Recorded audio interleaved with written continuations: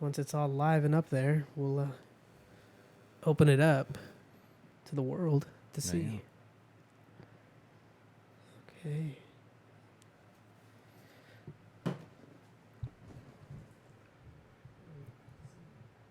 Is this the sweet spot? It's a pretty good spot. Okay, that's live. That's live. What about Facebook? Oh man, we are totally and 100% live. Boom. Boom, everybody. I'm not going to distract you with this. I'm going to turn this off. All right, there you go. Otherwise, I'd be watching it the whole time. Yeah, that's the strategy. That's why we have one of those. You're hiding it from us.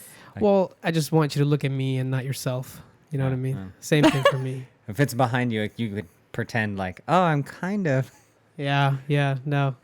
So, hey, welcome everybody for joining us live. So today in the studio we have Michael and Sam Jogoloff. Yeah, That was close. Jogolef? Yeah. Yes. That's why it's called Jogo Lift. That's right. And yours is not anything to do with that. I know. So you need to change your IG handle. This is like since high school. Like seriously. Guys, look at that back. Look at that quarter turn.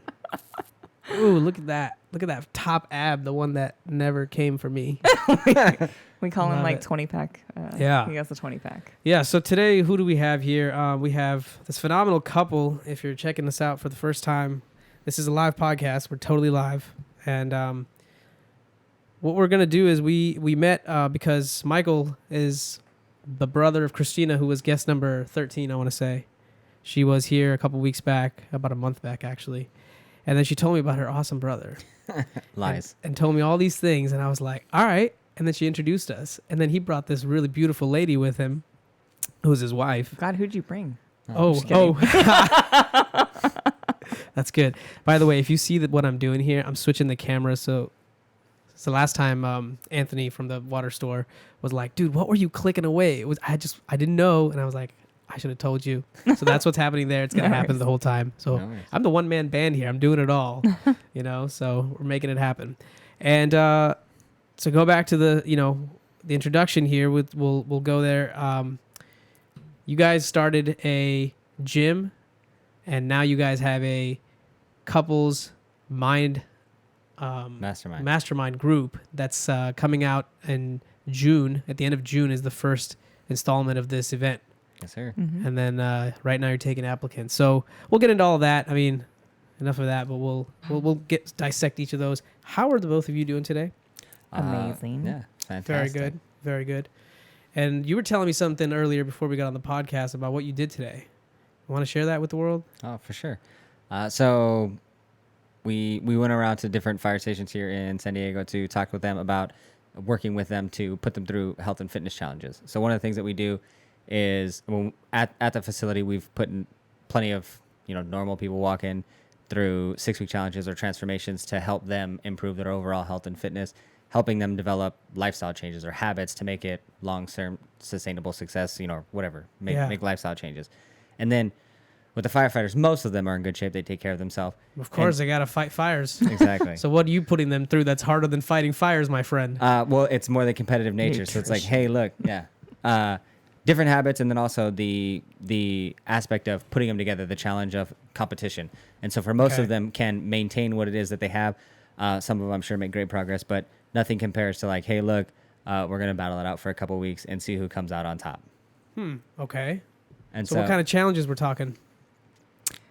Team building challenges. Well, honestly, but like most of them, because I feel like our facility is pretty badass, not going to lie. We opened for OCR, so we have a lot of fun equipment. So like tire flipping. Tell me OCR, what it is again. Obstacle course racing. If you didn't know, because I didn't know that's what it stands for. Yes, sorry. I thought it was Orange County something, because that's where I'm from. Orange County Rescue. Uh-oh. Hey, there you go. close. Yeah. Okay. OCR. OCR, so obstacle course racing, like Spartan races, Tough Mudder races. And so that's what we had originally opened the gym for, geared towards those athletes. So just to pause there, you have a gym in San Diego downtown area. Just south of downtown. It's technically National City, but yeah. National City, near downtown. Yeah. We'll go with it. And Yeah, and it's an obstacle course racing equipped gym, Mhm. but now it's utilized for not just that, but also to host people and coach them through workouts and mentorship and things like all that nature, Yeah. which we'll all dissect. So our big thing is we don't necessarily consider ourselves in the fitness business, which would be Okay. weird for like a gym to say like, oh, we don't do fitness, because we believe that fitness is like the last thing to get the results that you want. So we consider ourselves a lifestyle company where it's like, hey, look, we teach you how to live the lifestyle that will get you the results that you want. So we'll increase, energy, lifestyle, productivity, but then also like happy, because most people think that like if I achieve a certain level of fitness, I'll be happy. But we try to get them happy before they get that level of fitness, because then if they get that, it's just a cherry on top, and then they can maintain it. Wow. That's a good point you bring up, because I've probably told this story before, but I'll tell you when I won, because you mentioned you saw my picture and you said, hey, I want to look like whatever I looked like, or I couldn't look like that. I think you said specifically, but I remember the day that I looked supposedly the best I could and won the West Coast Classic, and I felt terrible because I thought I didn't look what I wanted to in my head. At least I needed another like 4 or 5 weeks maybe to get ready. And yeah, you're right. I got up there and I was very disappointed, even though I did win, because I was putting so much into like that day, that event. Mm-hmm. But at the end of it, it was like really about that whole journey, the people I met throughout the people I helped and the people I worked with and got to know and who got to know me. Now. Yeah. What? And the people you can help now and because the of people it. you can help now. Exactly. So it was really never about that one day or, looking a certain way. It was really about just kind of doing the rituals and learning the practice and having something that's valuable enough to help other people with. I mean, that wasn't ever my original intention with it. I was really just trying to do it for myself to get healthy. And then it turned into this competitive thing like you talked about with the firefighters. Yeah. And the moment you become competitive, there's definitely a downside to it because you can get too competitive, and that often comes at harms for your health, towards your health. So, balancing that out, it's just kind of like where we are now. For sure. And then doing it like in a sustainable manner, because we were actually talking with someone earlier this week about like bodybuilding and fitness competitions and how he knows a lot of women who do it and they love it, but at the peak of your like competition, like you're so unhealthy, you're so weak, you feel like crap. And then you forget like the journey that you've taken, and it is a journey. And you're like, well, when you're doing it, you're so focused on this one day. And then when that one day happens, it's like, that was it. Now what do I do? Yeah. Do I continue? How do I go back? Do I still like this lifestyle? Is it a lifestyle I really enjoyed? Right. So like learning like where that balance is makes a big difference. Or they get so much of their identity wrapped up in like stepping on stage that they kind of lose themselves in that. And so like when they first start doing it, it's like, oh, I want to do this to see what I'm capable of. Mm-hmm. And then they no longer worry about what they're capable of because they just become consumed with the status that they get by stepping on stage.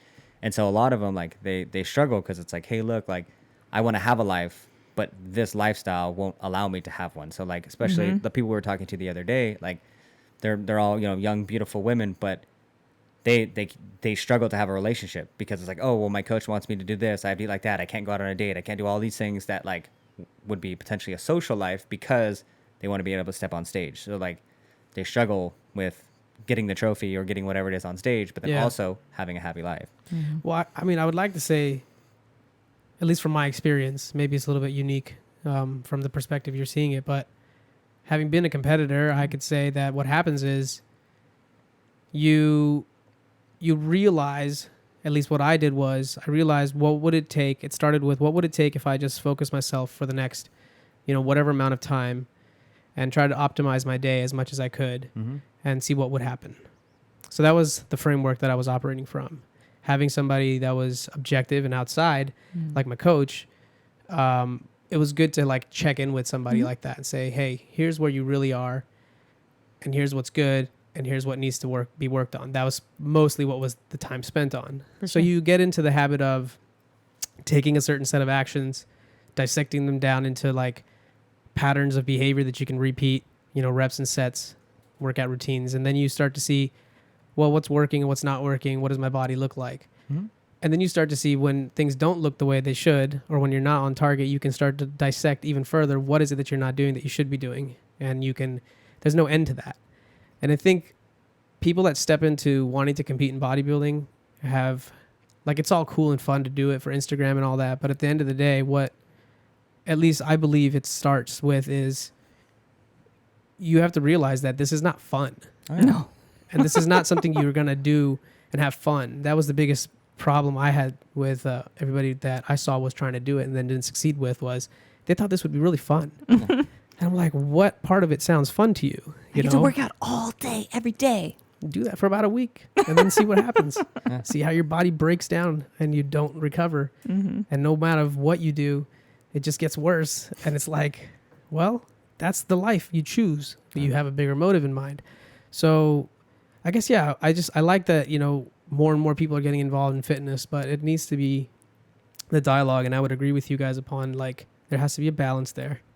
But competing in anything is not a balance. That has to be your focus, right? That is all you got to do. If you do anything outside of that, well, now you're technically losing because you are not spending that time trying to grow. You know, like they say when what is it? Your competitors are asleep, you're up working, so you get a leg up on that. Yeah. Which is a good segment to ask you. You said last time you were here when we first met that you wake up at 3 a.m. Is that for both of you? No, that's for him. That's for me. Where did that I'm come for- from? And how did that start? Have you always woken up at 3 a.m? Definitely not. I was the person in high school that swore, like, as soon as I graduated high school, I would never wake up, you know, before the sun. And then when I was immediately after high school, which didn't end very well, I started doing construction, which required me to get up early anyway. Why didn't high school end well? I was kicked out of school, so I was expelled the first day of senior year. So you had 3 good years. You were a good boy. It was and then either- you said, screw it. On the 4th year, I'm just going to mess up so bad. Well, it's actually I was not good any of the years. Oh, okay. So the plot thickens, Yeah. huh? So and you know, more interesting is that, like, I went to a school that is from 6th to 12th, so I was there for longer. So I was there from 6th grade all the way to the first day of 12th. Yeah. And then I was expelled first day of 12th grade, and then for lack of better terms, made an example of. So what did you do? I This is the Real Abhinav podcast. Yeah. We're not going to graze over details here. All right. So- We're going to be here till nighttime if we have to. I shot 3 of my friends with a BB gun on the way home from school. Such as this one here. Exactly. Such as this 9mm. So It's a BB gun.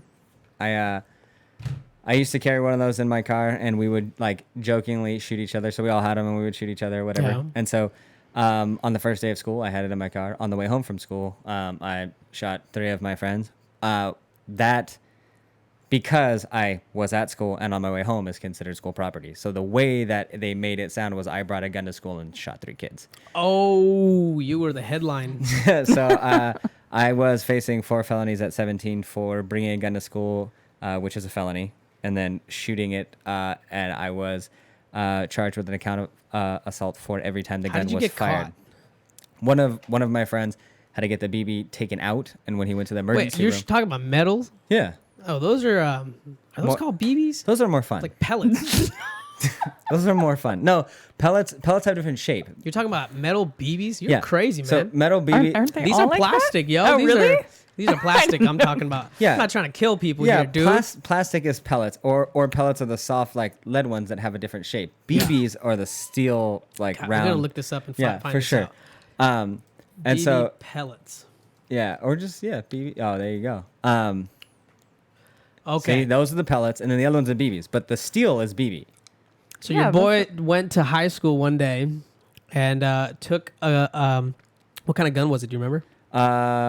It was just, I think it was a Daisy, like a CO2 pistol.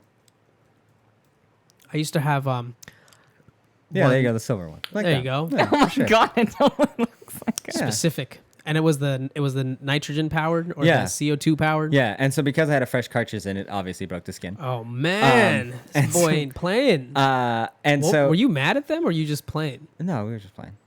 Yeah. Okay. So Yeah. did your friends also have BB guns? White kids, right? Yeah, for sure. So wait, hold on. Your friends had BB guns. You had BB gun, but you got caught and they didn't. Yeah. Well, they didn't have them with them at school. Like, it was something like, oh, like, that would happen, right? Okay. Kind of like paintballing, except for more extreme. And so, because that happened on the way home from school, it's considered school property. And Yeah. so one of my friends, they had to get the BB like pulled out, and when they went to the emergency room, they asked like, "Oh, what happened?"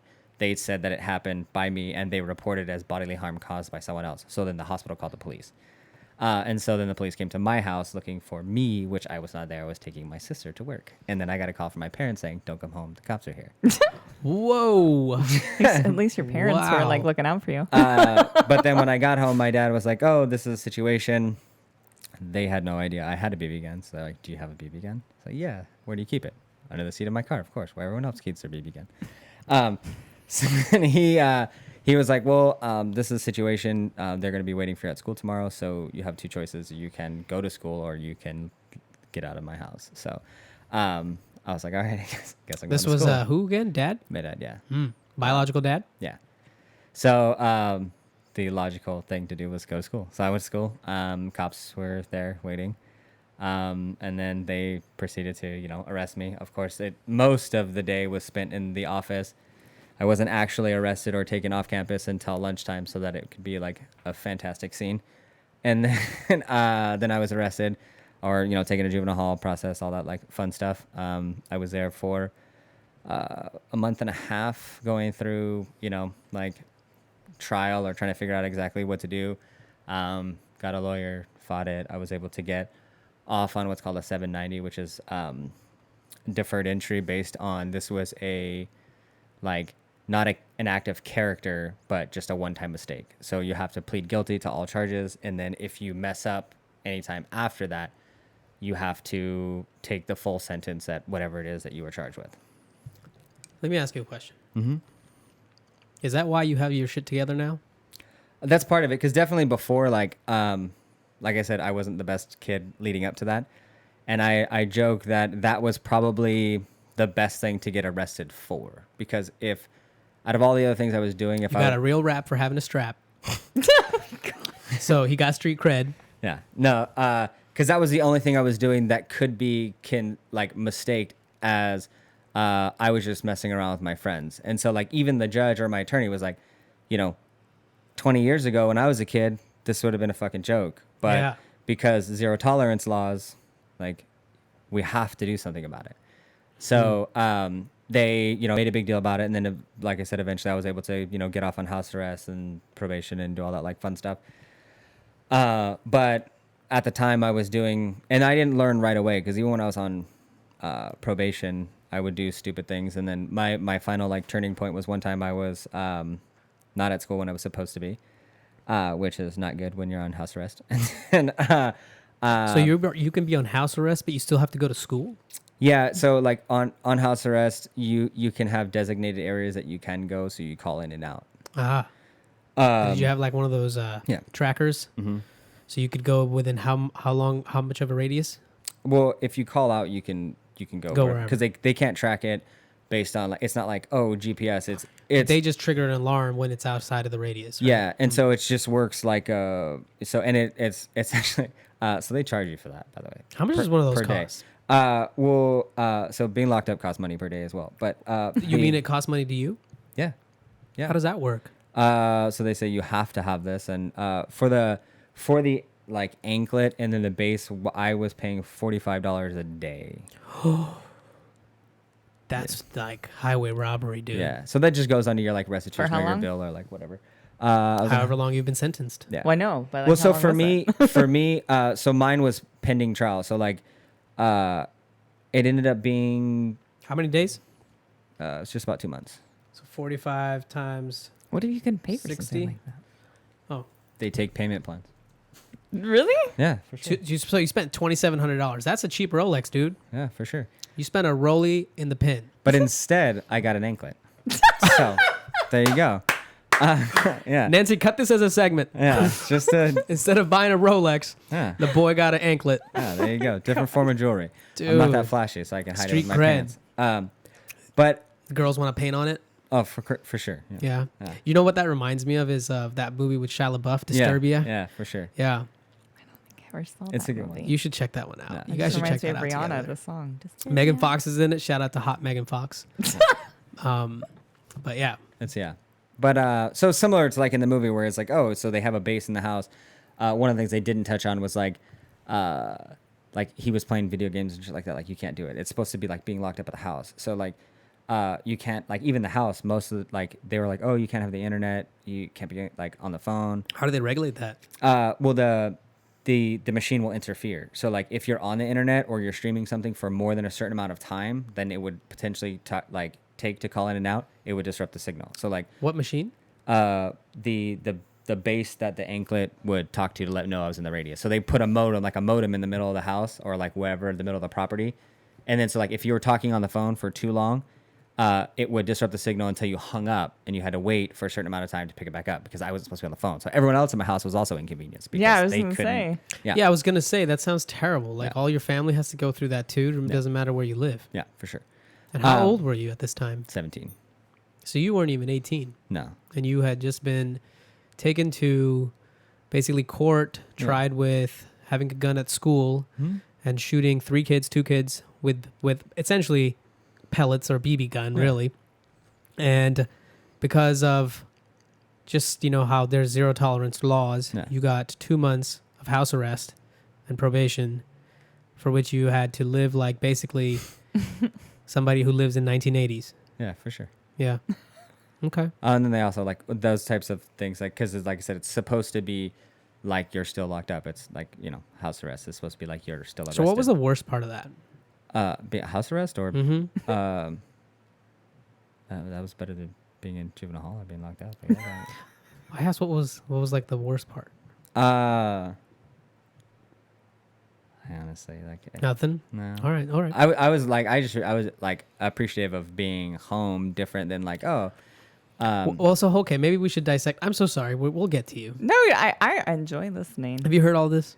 I do know, yes, most of this. Okay. Some of this might come out for Oh, the first time. So you were. How did you go from being in a place where you've just been sort of a troublemaker, but maybe you weren't so bad? I don't know what other stuff you did. But you went from being that person to appreciating the fact that you were in house arrest at 17 years old. Most 17-year-olds are not like that. Well, so I mean, obviously there's development for that. So So what took place? so when I was locked up, I mean, there's times where you're obviously alone, so you're a little bit more like reflective, and obviously like getting out wasn't like, oh, I appreciate it. I'm a new lease on life. So it was like, oh, this is better than where I was just previously. And then of course, like obviously it was like, all right, well, I'm over this. And then, like I said, I was even doing stupid shit like while that was happening, thinking like, oh, no big deal, I got off or whatever. So it wasn't 100% like turned around then and like, oh, I'm so thankful that I am no longer in that situation, because I was still in the middle of the situation until, Of course. I was cleared. Like the whole point of the house arrest was like, oh, pending the decision for the trial. So I was on house arrest until they made their ruling. Whether or not you're going to go to jail. Well, whether or not I actually got the 790. So the 790, which is the deferred entry, which is where you have to do, so you admit or plead guilty to all charges, and then you serve whatever they want on high level probation. So it's like, all right, cool. So I did that. They So approved house it. arrest was pre-probation. Yeah. Wow. And then all probation is different. So like, it's not just like, oh, probation's probation. So like mine, because of, I guess, my offense was, I had, even while after I turned 18, had curfews when I could and couldn't be out of the house, how frequently I would have to check in or test, plus going to like, assault management, anger management, counseling for a certain So amount you of had time. to go through all of those? Yeah, So was that partly why you got that shifted perspective? definitely not. No. No. My counselor was like, I don't feel like you need counseling. He's usually the one that gives the counseling. So I'm confused, because you go from saying he's the one that gives the counseling to then being on house arrest. So were you someone who didn't behave, or were you someone that knew how to behave and always chose not to behave? I was someone that did what I felt was necessary. So like anything that I did wasn't necessarily like, I never did anything maliciously. And so my like troublemaking started when I was probably, I don't know, 11 or 12. And I was selling knives at school. And the reason that I did that wasn't because I wanted to be bad, or wasn't because I wanted to give other kids weapons. It was because I knew that my family didn't have money, and if I wanted something, I had to get my own money. And so it had nothing to do with like being good or bad. It was just a means to an end. And then like things progressed from there where it was like, all right, selling, different things from, weed to knives to, cars or other equipment, or going into someone's house and taking stuff as a means to an end, not because I wanted to hurt or harm anyone else. When eventually that's obviously what I was doing, was putting people out, but I didn't see it that way.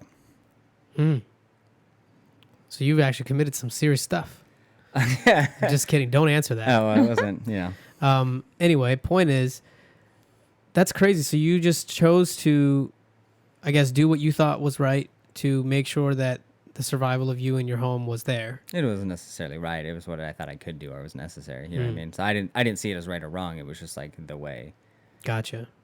But what about these actions of where you're like, taking a BB gun to school? I mean, that's not necessary in any way. Definitely not. But I wasn't doing that for monetary financial gain. I was just fucking I around see. with my That's friends. what you're saying. And So it's and constraint to monetary or financial gain. Yeah. And Gotcha. so like, and then even with like the BB gun issue, it wasn't like, obviously there was some bodily harm, but I wasn't maliciously out to get them. And they were people that I considered friends. So it wasn't like, oh, fuck this guy. Like, it was a joke. And that was one of the things that they continually brought up in trial. I was like, oh, if he does this to his friends, imagine what he would do to his enemies. So yeah, it was good times, I guess. Yeah, that's quite a journey there. Yeah, So what were for you sure. doing in high school? I was goody two shoes. Very nice. Yeah, no. For me, I was just like the middle ground child in regards to school. Like, I wasn't popular. I wasn't a dork. I just wanted to make sure I got straight A's. That was the one thing that I felt like I could control in my life, was my grades.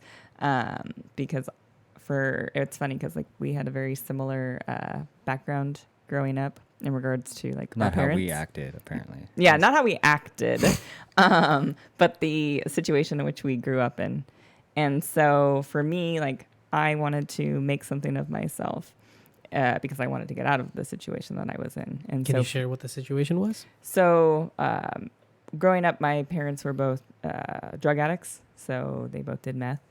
And it probably started when I was, I'm going to guess like 5 or 6, somewhere around there. And we would have like cops in our lives all the time. My parents, they would beat each other up. They were in and out of like rehab. And then we would go and like bounce around. Like, we were lucky to actually have families that would like take us in. So if we had like, it was either you go to a foster home or you go with your family. Yeah. And so we went with our family. And what age are you talking? I feel like it was probably 6 years old or somewhere around there, like when it started. But like, it's funny because I think when they first started, they're great parents. They loved us to death. And we would have like amazing birthday parties and everything. But I don't know like what the turning point necessarily was for them in regards to it getting like heavier and heavier. So did you suspect that they were always doing that? And then Honestly, it was more of a like, I was just naive to the situation. Like, I never wanted to believe it. And so like sometimes our family would say like, like the reason why they have, spots on their faces because they're doing drugs. And I'm like, no, I think it's just, they're just sick. I don't know why that happens. Or like, they wouldn't do that. But then when I got into high school, I was living with my dad, and I would find like pipes and stuff, and then I would like smash them because I'm like, oh, well, if I smash him, then maybe he'll stop. But that just pissed him off. They never did anything to us. They never harmed us or anything. It was more just like anger towards each other. But it was awesome in regards to like finally growing up. My mom had gotten clean, and she's been clean for years, and we've built a relationship since then. My dad, we don't have like a very communicative relationship, but I still like love him. I don't know if he's stopped, but it was more of a like functioning drug addict is what I would say. So I saw like those types of things happening, and for me personally, I just never wanted that because I saw the repercussions of it. Because you can either go off the deep end and say, well, my parents are drug addicts, so I'm going to be a drug addict because that's the life, or you can take it to another level of like, wow, I don't want that. What can I do to change that? And so that's the perspective, like the approach like my brother and I had taken. So up until high school, you were just growing up with parents that seemed very normal, did stuff that all other parents do, but were abusing substances that were definitely harmful for their health, but also for the environment in the house at times. But at the same time, they were very functioning, as you said. Yeah, so like my dad, my mom was a stay-at-home mom. She had like occasional part-time jobs. My dad was a machinist, and he did that for years. Like 20, 30 years or something. But he was always like, I just remember him always up working on cars. I'm like, God, he has so much energy, and he has abs, and he's just shredded. But that was just like a thing. I'm like, oh, well, my dad just does that. Like, he just has the energy. Yeah. I don't know why he does, but he does. But we definitely were very poor growing up. And it was like trying to like, oh, the electricity shut off, or, oh, we're going to get evicted from this place. And so just an unstable environment. Yeah. And so that instability made me seek and crave stability. So how did you go seek and crave stability? I got good grades. That was the one thing. So like going to school. So because the home situation wasn't good, you decided to get your game up in school, study hard, get good grades. Because I figured that the only way that I could make something for myself was like I had to create it. And so I was a saver. I got a job at a motorcycle place when I was 14 years old. And I just started working there, and then I would save my money, and then like they would borrow money from me to help pay bills. Parents. Oh, wow. And then I'm like, okay, you're gonna pay me back. Yes, I'm gonna pay you back. I'm like, okay, well just keep a log of it. I'm like, oh God. But yeah, so like when I was in high school, I actually lived with my high school boyfriend at the time with his parents. So I had a boyfriend. He was my first boyfriend ever, right? We were dated the whole journey throughout high school. And I lived with... Kept you away from shooting kids. For sure. I lived with him and his parents. Too soon? No, it's all right. Okay. I was just saying that this story could get worse. So it just depends on hers, not mine. Oh my God. But yeah, so I lived with his parents, and then, oh God, where did I go from that? We ended up actually breaking up, and then I moved in with my aunt at the time. And then you were I going to college at the time now? Yes, I went from high school to college. I was going to college, and then I first was going to be a doctor. I was Studying. wanted to be a doctor. And then I was doing it, and I was in my first year, and I'm like, oh my God, I do not want to be a doctor. There's just way too much work in this. And I don't want to graduate and be a doctor by the time I'm 30. I would prefer to have Same a life reservations, before then. But the truth be told, I am so scared of like needles and blood. I pass out. A lot of people do. Dude, I pass out. Vasovagal right there. Oh my God. Anyway, sorry. So I decided to take the nurse route, and then I did 2 years of community college, and then transferred over to a university to get my bachelor's of science in nursing. And then I was ER nurse for 9 years, and then we opened a gym. Yeah. That's way too fast for this podcast. Are you shitting me? Come on now. 9 years later, boom. Yeah. Bam! Well, I guess we better wrap up. Slow down there. We'll come back to you. So, where are we at on yours? You go from now. What's the verdict? So they approved the 790. So. Is he on the run still? No. Okay. Well, it's they funny know we're because here. Yeah. the funny part is when we had like met at like our first date ever, and I'm sure we'll get into this. Sure. I remember him like telling me all these things, and I'm like, holy crap! I'm like, I can't even imagine you like that because you're such a different person. Like even he just shared a picture on Yeah, I Facebook. couldn't imagine you like that. Honestly, I was looking at you. I was trying to picture it in my head. I'm like, huh? If you look at the recent memory that he had just It's on shared, Facebook, though, like right? you look at him, and I remember was seeing telling this. him, You used to at some point be that big. yeah. Then you got that big or that small. No, she was on Facebook. I Facebook. shared a memory from, and this was like after I had made some changes in life, Yeah. and she was just saying that like physically I don't look that much different, but the demeanor is significantly different. So Yeah. you can see like me as a different person or different being. The energy, Yeah, like for sure. that he Still look exudes like in young it. Timberlake. He does Yeah. he does for sure. You get a shot of that. Oh yeah, look at that. I'm green and sexy. Okay, I'm done. No sound effects on this podcast. Not yet. Okay, so you decided then when to like kind of take care of your health. My health. Well, first of all, I think it had to get worse before it got better for health. Okay, so let's go down where things Yeah. got worse. So, the verdict for the BB gun incident was 12 months of being on high level probation. So I did all that. What does that entail? That's just what did biweekly check-ins with a PO. So piss test, show up, and then all the counseling, all that like fun stuff. And then also being back in court to make sure that nothing happened. And the whole point of that is to make sure that like you are a good person, so you don't break. So like you don't use, don't break curfew, don't do all that stuff. So they set very strict rules to see that if you're gonna abide by them, because the whole 790 is that like, hey, it's not an act of character. So you it's a were basically misjudgment. put through a contest prep. Yeah, for sure. Yeah.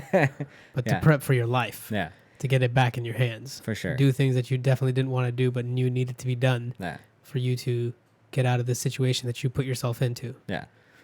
Good on you for taking responsibility of yourself, man. Well, it definitely wasn't like Mr. Peterson would be proud. I don't know if you know Jordan Peterson. no. Do not. Yeah. It was definitely not like it. Like I said, it wasn't like, oh, I'm gonna do good.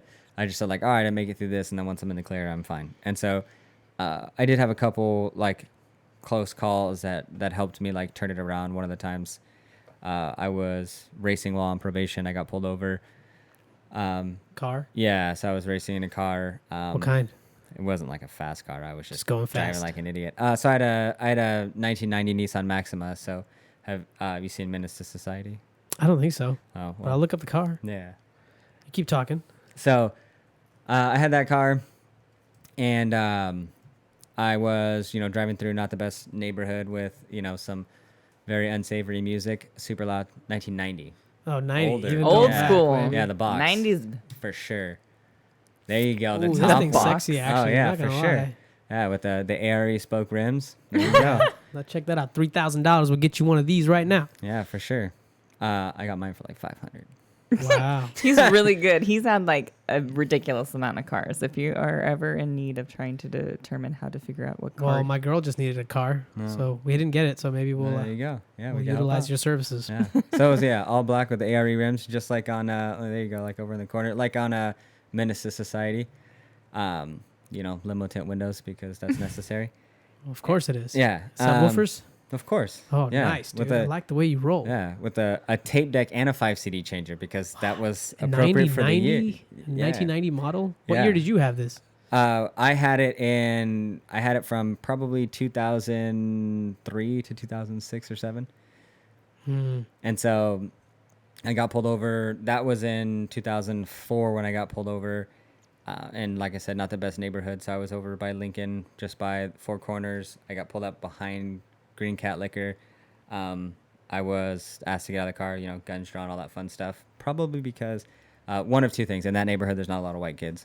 So they either assumed that I was white and I was over there for not a good reason, or they assumed that I wasn't white. So I had a hoodie on with my hood up and, my music playing loud. Plus I was Why racing. would it be bad to be white? Because if you're over there and you're white, you're probably doing something that you're not supposed to. So like buying drugs or whatever. So so they asked me to get out of the car. I got out of the car, turned around, took my hood down. That's the cop was like, oh, I think he was surprised that I was white because you could see it in his face. Like, oh, that's not what I expected. So then he sits me down, handcuffs me, pulls up my record or my name. Lets me know, hey, you have a Fourth Amendment waive. I'm like, yeah, for sure. That's obviously part of being on probation is you have to waive your Fourth Amendment rights, which means that they don't have to have probable cause. They can search you for whatever reason. Being on probation is probable cause, right? Come close to the mic. So he was like, like you waived your Fourth Amendment rights. And I was like, yeah, I know for sure. He's like, so, I can search the car. It's like, yeah, for sure. And if he would have, it would have been, definitely the end of me. I had stolen property in the car as well as weapons. So definitely would have not been a good situation, but he sat me down and talked to me. He was like, what are you doing? I didn't really have an answer for him, and he was just like, get out of here. So he let me go, and that was probably one of the first times I was like, I should probably change Get my what shit I'm doing. together. Yeah. Because you just got off, Yeah. even And- after being in trouble. Yeah. And while still, like I said, still on probation. So like if he would have found anything or turned me in, That's then, it. Yeah. What's that, strike 2? 25 years, three strikes. That was, strikes on that a was your single- third strike? No, so they That would have been? they would stack them. So I got 4 felonies as a single offense. They don't do this anymore, but you can strike out on a single offense. They used to. Oh, so because you had 4, you were like 3 strikes and 1. Yeah, You were for like sure. Yeah. home plate, dude. Well, yeah, 1 at bat and you could strike out. So with Are that, you sure that all of this is true? Because look at Justin I Timberlake know. telling me I all said this I- right now. I tell I you, don't- he's amazing. And then you hear this, you're like, this is all of this stuff is. I can find it so hard Who for your made like him? motivational part of the world to just be like, it's Justin Timberlake. Come on, everybody. Are you shitting me? This is not real. Yeah, but he just got a PhD in music, right? yeah. Yeah, I guess so. Um, Not to downplay your story or No, anything, no. but sorry. But no, Gotta make like light of all it. of these things like has made him who he is, and like all the insight that he is able to unleash and help people. It's because of everything that he's gone through. So. and you'll only find it at Blossom Media Studio. That's right. So, and then, so like, I was able to, after that point, successfully get off of probation. And then high school didn't end in a normal fashion for me because I was arrested. I was locked up. Then I was on house arrest and I had to go to continuation school. So by the time I was cleared to go back to like normal school, it was pretty much time to graduate. So I went back to a school in my district that would take me. And they were like, well, we don't know what to do, so you can just have your diploma. So I at least got my diploma. And What so a good deal. yeah. So they were just, I You mean, don't know what to do. Here you go. yeah. Well, so it was like, because like they have their ways of like, oh, like we need to make sure that you have enough credits. Like I had enough credits. To from college or something? Or? No, like going to high school. So like, That's right, because all this happened senior year, so you were already basically there. yeah. You just had a little way to go. Yeah. And so like all of senior year was pretty much shot. And so they were like, oh, your entire high school career was good. And when you're locked up or like in your juvenile hall, they do have schooling. So they give you credits if you don't like get in a fight. And so, Wow. so like you technically got credits this year. That sounds like a low bar, but I bet it's not. Yeah. And so it's like, oh, well, like you technically got your senior credits like through that. And then same with the continuation school. I went to continuation school and they were like, basically show up and, whatever, same thing. Don't get in a fight and we'll release you to go back to regular school. And so by the time they did that, all those places gave me credits because I didn't act out while I was there. So it was like, all right, like you have the credits, but you also don't meet our criteria to graduate. So like, what's fair? So they were just like, all right, well, here's some tests and see how you do. And so I passed the test and they were like, all right, well, come back in a few weeks when school's over and get your diploma. I wasn't able to walk into all that stuff because when you're expelled senior year, that's makes not sense. that's not an option. That's a privilege Yeah, for sure. for us people that don't get shot by BB guns. Yeah. Just Well, kidding. Well, the ones that got shot were able to. I wasn't. It was the one shooting. Yeah. The one in They felt front for of the them. gun Yeah. lives forever. There you go. One of Kendrick's songs. And then so I after stopping high school, basically I started working full time, and that's kind of how I straightened up. And it wasn't necessarily because it was a decision. It was just if I was working all the time, I wouldn't get into trouble. So So what kind of work? construction. I did residential remodels, and so I did that for years. It was me, my dad, and my brother had our own company, and so we did that. And then What kind of physical shape were you in at this point in your time in the story? I had a interesting, I guess, like growing up. So I weighed the same from the time I was probably 11 until I graduated high school. So I was like a chunky adolescent. And then as I grew, I stayed the same. So I was about 160 pounds. And then when I started working construction is when my health started to go back in the opposite direction because my dad was kind of the mindset of like, oh, if you work like a man, like I don't care if you have a drink, right? So I would come home from work and I would drink, and then that got out of hand super fast. So I started drinking excessively, and by the time I turned 21, I was at the point where I was probably drinking 20 plus beers a day if I was working. If I wasn't working, it was far During exceeded work? that. What? Most of the time, not. It started as soon as I finished, though. Like, I would finish, I would hit a liquor store. And, like, I started growing facial hair when I was, like, 17, 18, so that I could hit a liquor store after work, and they wouldn't card me because I, like, pull up in a truck. I'm a construction worker. I have facial hair. And they're like, you just look like you had a hard day. And so I would just walk in and, like, play it off, like, it's rough out there. Like, oh, yeah, here's a beer, whatever. And then, and so that was my way of, like, not getting carded when I was younger. And so I, sorry if I got anyone in trouble for that one. No, just kidding. It's a little late, Yeah. but never late. Yeah. Right? But so I did that. I would drink on the way home, and then once I got home, I would just continue drinking. And then it got to the point where obviously like we'd run back to the store, drink even more. So that kept up for years, and then obviously like you don't make healthy food choices when you're 20 beers deep. So that didn't make anything better. And so I put on like from 160 to about 245 pounds. I ballooned up from drinking and eating fast food. Mm. And that was about the picture that you saw there. That was not quite my heaviest, but pretty close. Oh, I gotta find it again. Here it is. And so got a lot heavier. And then So this is about what? me right now, that's me on Sunday. And so right now I weigh 175. This is 210. Yeah. The 245. 245. That's a Yeah. lot of weight. Yeah. You're not that tall. No. Man, that must have been hard for you to move. Yeah. I remember I was 185 and I'm 5'5" and a half. The half That's a lot. matters. You The know? half matters. Depends on who you ask. Man, I remember when I was like edging 190.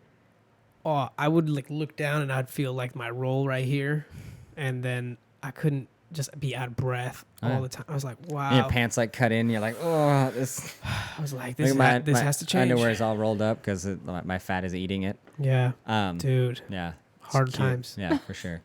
Yeah. Mighty Congratulations. Yeah, thank you. So the biggest thing for me is my mom has battled with weight my entire life, and I got to the point where, you know, similar to like that. So I was like, oh, let me see your tattoo, and I took my shirt off. My mom was like, are those stretch marks? I was like, excuse me, like. I was Your like, mom, you don't say that. well, I know my thought was like the kettle calling the pot black. Like, you're big too. What the fuck is that about? But it was like, it was humiliating for me, as well as like I had friends that would like, dude, what the fuck happened to you? And so that enough times was like, hey, look, maybe I should do something about this. And You then got shamed into getting better. yeah, and then I think the final, like the straw that broke the camel's back is I had a friend that was laying into me pretty hard, and I was like, whatever, like basically I had enough, and he was like, all right, I'll drop it if we can go to the park and you can do like a single pull up. And I was like, bet, let's do this. I work construction, strong as shit. So we went to the park, and I couldn't even hold myself on the bar, like let alone pull up. So What? yeah. So he laughed for a while. And then after that, he was like, do you want help? What a good friend. Yeah. So You guys still friends? yeah. Nice. And so he helped me. He was fresh out of prison, so he had some pretty good workouts. So he would come over a few times a week and was like, hey, look, I'll meet you after work.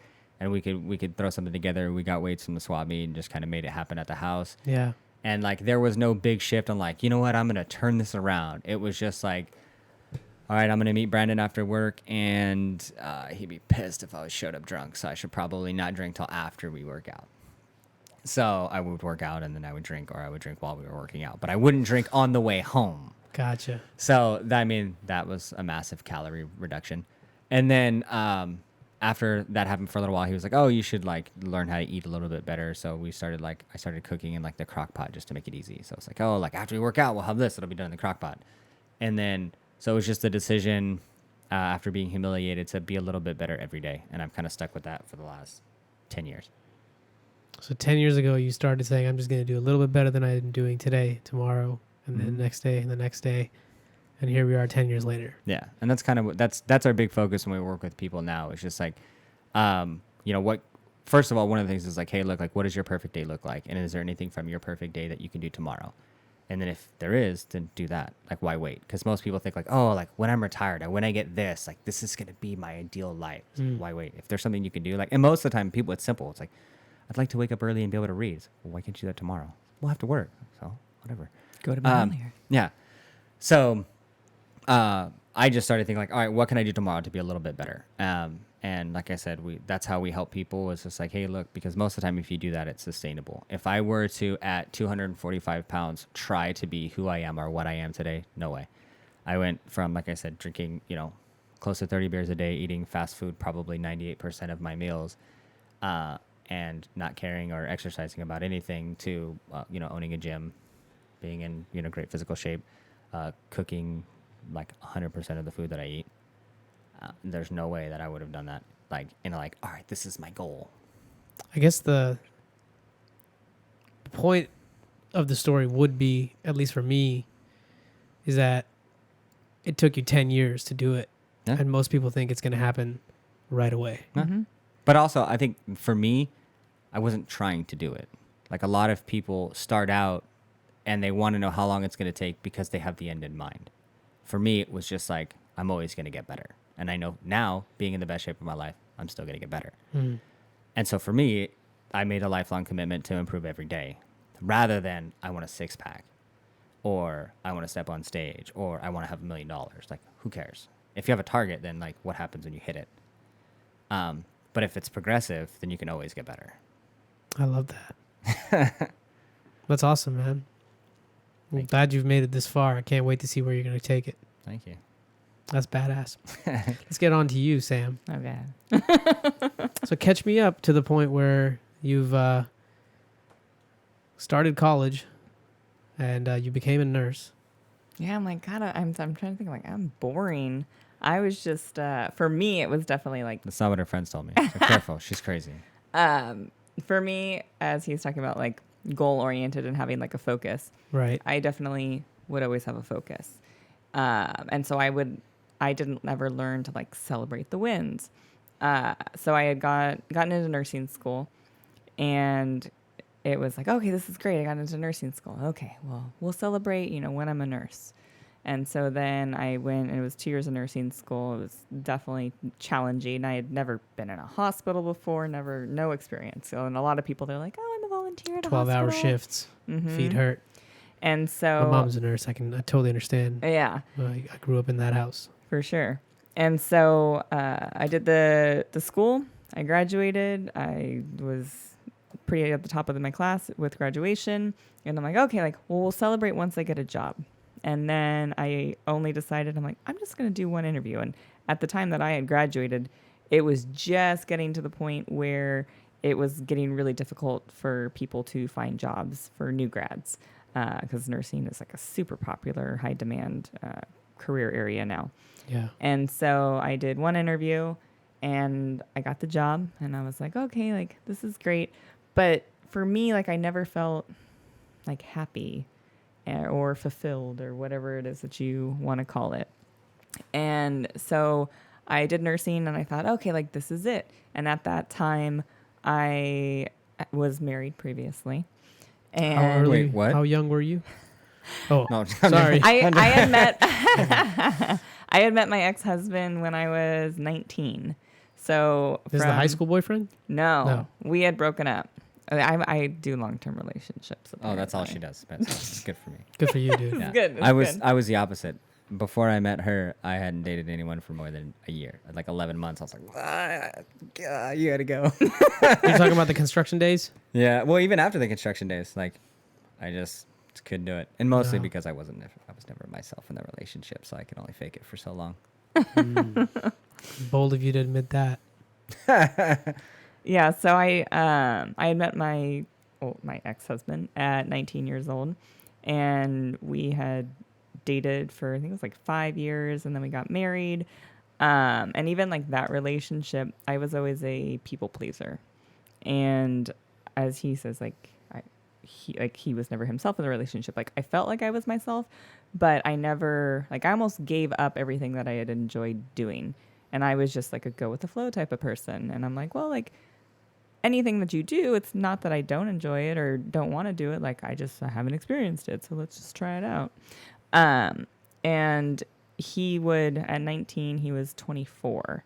And so he was able to drink and go to bars and all those wonderful things. So I tended to always be the designated driver. I'm like, oh yeah, just call me, no problem. He had a drinking problem for sure. And we, even right before we were going to get married, I was hesitant. I'm I don't know. He seems to drink a lot. I'm it'll be okay, because nothing was ever really bad, but he was very verbally abusive to me. And I just figured, well, this is a horrible way to go into a marriage. Well, if anything's wrong, we could just get a divorce, I guess. Who goes, and gets married and thinks that? Well, it's not horribly wrong. I mean, more than 50% of people think that way. It's so sad, though. It is so sad. It is sad. And so, for me, I was well, we already planned the wedding. We already have this. We'll just go through it, and hopefully things will get better. Wait, how did the wedding happen? How did it happen? Oh, I had paid for everything? Or? No, I mean wasn't it on TV? Oh, yeah. Oh, God, What? That's right. Is this a real podcast today? You just people playing with me right now? Huh? Justin Timberlake over here telling me about how he's shooting up schools, and I got this girl telling me about getting married on TV. Well, she didn't tell you about her first boyfriend either.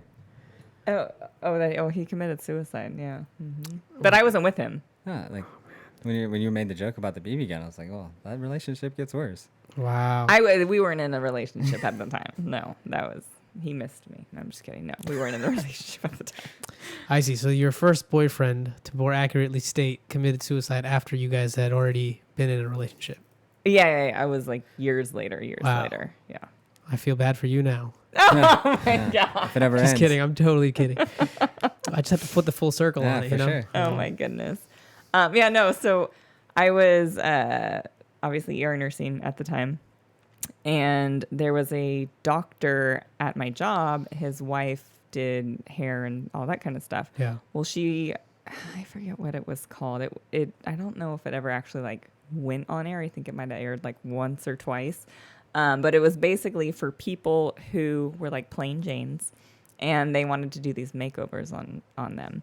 And so they're like, oh, like, would you be willing to do it? And I'm thinking like, oh yeah, like I'm gonna get my hair done for free and my makeup and all this stuff. No, you get like 50% off. And it, to me, when it was like 50% off, I'm like, I feel like this is a normal price. This is still pretty expensive. They mark it up 50%. Yes. For sure. Yes, totally. But yeah, so I ended up getting married on TV, and it's so awkward. Like when they record you for TV, like obviously everything's like super staged, and they expect you to say it in a certain way. So like they're like, okay, so answer this question, and then you say it. They're like, what if you just like rephrase it like this? And then even like on the wedding day, like it was a little. Can we find? Is this online somewhere? I don't know. It was on TV, and it was so classy that What was it on? I'm gonna do a quick search, but keep telling me the story. they had, and I was like, what? I didn't even know they made this. It This was sounds like- awesome. They had a margarita machine. Oh yeah. Oh. What was the name of the show? Oh God. It was like. You remember? I don't, honestly. Dang. I know. I think it was like an HGTV, or it had to have If been it was something like HGTV, that. that's definitely on YouTube.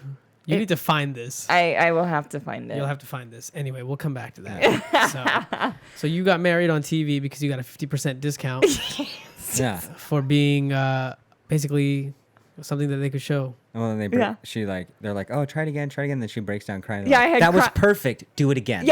So they had said something because like things were going wrong like the day of the wedding, because Yeah. like days of the wedding things go wrong, except our wedding day was like perfect. Nothing went wrong. And so yeah, I had cried, and they're like, that was so good. Do you think we could redo that? I'm like, are you fucking with me right now? Like, Wow. and they just like looked, and So it was they just like realized. reality TV staged. Yes, it was basically like a stage reality. So you got to TV. be a Kardashian for a little while. Yeah, for sure. Wow. Yeah, Justin Timberlake. and it was so Kardashian. funny because like so I found her. it was filmed like three different You saw times the wedding. too. You're like, oh my God, I need that girl. Oh my God, it was so bad. It was so bad. Because I remember like, so they do a makeover on you, right? And they do like 2 different makeovers. And they're like, okay, show us what you want. And then we're going to do like a different style as well. And I remember them doing both. And I just like looked in the mirror and like, I wanted to cry because I'm like, this is horrible. Like, what am I paying for right now? Yeah. And so it was really hard because I'm like, I don't like fucking either one. And you want me to pick? And they're like, well, just say like something that you like about it. And then, something that you would change. I'm like, okay. This is, now I'm acting and just being dishonest at this point right now. So I have a hard time not sharing what I want to say. So you had the whole first wedding basically be something that was completely unagreeable for you, and Yeah, so I felt like I wasn't even myself. Like I Yeah. was, but I wasn't very good at communicating. what was the your things physical that I health want. at this time? I honestly, like, before at 19, I had a personal trainer, so I was working out at the gym and I loved it. When I met my ex-husband, he wasn't as into the gym. I don't even think he ever went to the gym, but he liked outdoors and hiking and stuff like that. And so we would do things like that, but I ended up like giving up the gym because he wasn't into Yeah. the gym. And so I never got super overweight. Like I definitely had a little fluff. And then once we ended up getting a divorce, I'm like, screw that. I'm going back to being doing what I want to do. Yeah. Because I almost felt like I lost myself in the relationship. So I think we're at a good point in the story now where I'm hoping the two of you meet.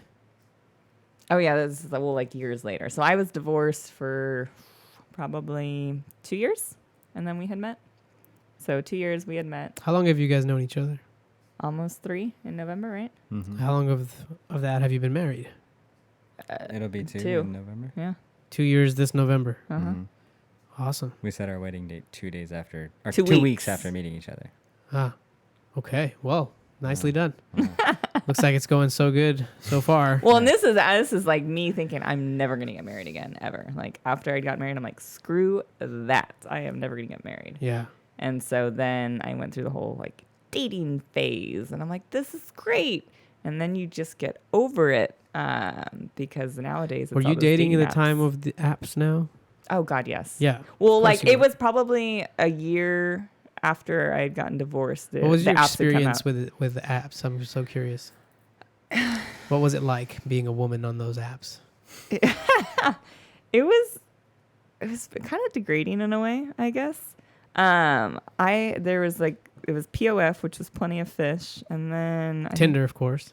No, I didn't do Tinder. What? That was like the first one. No, I didn't. I don't think I really knew Okay. about that one. I think the only one that I had heard about was Plenty of Fish. I think that's the only one I Okay. had tried. And so it was just crazy because like what I had discovered is like people, they just, they ghost you. And so there's so many options nowadays. That's like, our one of our poor members, he hates the dating apps. But Because you it's can't like, give them up at the same time. It's like having, yeah, it's like, it's, I hate drinking. I'll have one. It's yeah. an addiction, man. Yeah, for Yeah. And so it ends up being like, okay, well, I'm going to go on this date and, oh, this seems good, but what else is there? Who else can I meet? Is this really the one? I don't know. Let me go try out some more people.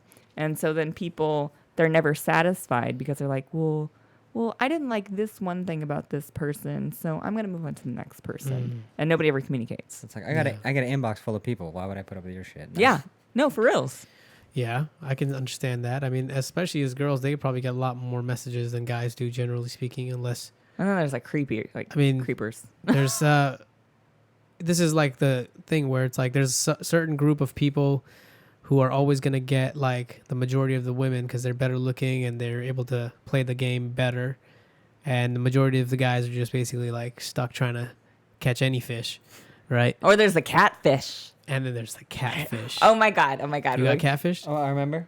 No. I remember. We had a member, and he's so cute. A member. We Yeah, had I thought you were the saying gym? I remember in a silly way. No. We had a member. He after getting out of the Marines, he had gained some weight, and because of that, his confidence was low. And so then he came in and he was working with us for a while. Yeah. And after he started to regain some confidence, he was put himself on a dating app.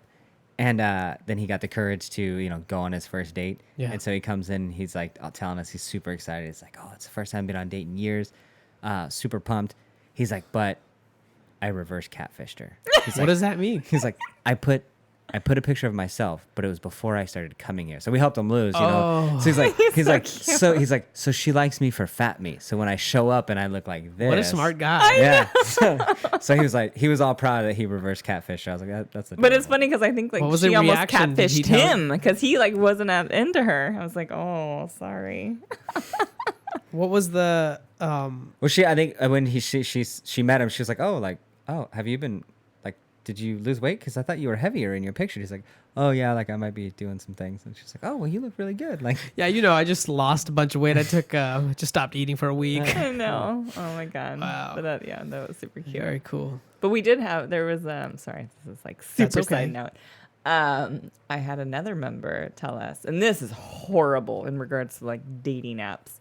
So in regards to the whole catfish thing, she puts this like picture because God, some of these girls on Instagram, holy crap, like you look at their faces and you're like, that is filtered as fuck. Like you do not look like that in real person. Like who Yeah. are you?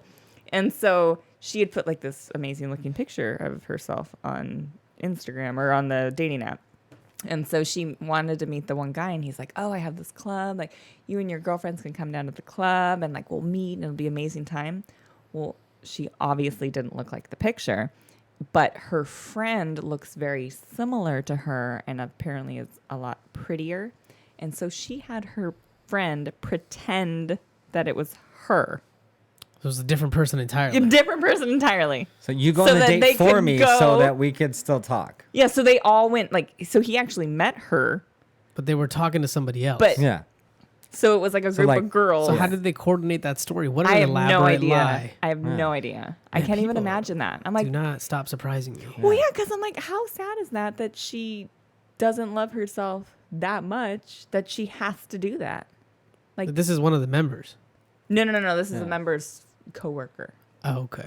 Yeah. Gotcha. If it was our member, she'd have confidence. No, just kidding. Right? That's true. We drilled that into them. Yeah. for sure. That's good. If not, we revoke their membership. Oh my goodness. We're selective. Yeah, quite so. Wow. I know. People are crazy nowadays. It's crazy. It's So you sad. so tell me how you two met. So it was November of 2016. We were at Lake October. Tahoe. Oh, October. You're right. Sorry. October, like 1st, 2nd, or 3rd. Was Yeah, it this or is at a the end? deposition. Get your facts straight. I know. God, sorry. Yeah. October. We got married in November. But yeah, October of 2016. And we're at a Spartan race. So the OCR race, obstacle course race. It was a Okay. world championship, Lake Tahoe. I'm originally from Torrance, which is 2 hours north of San Diego, which is where he's from.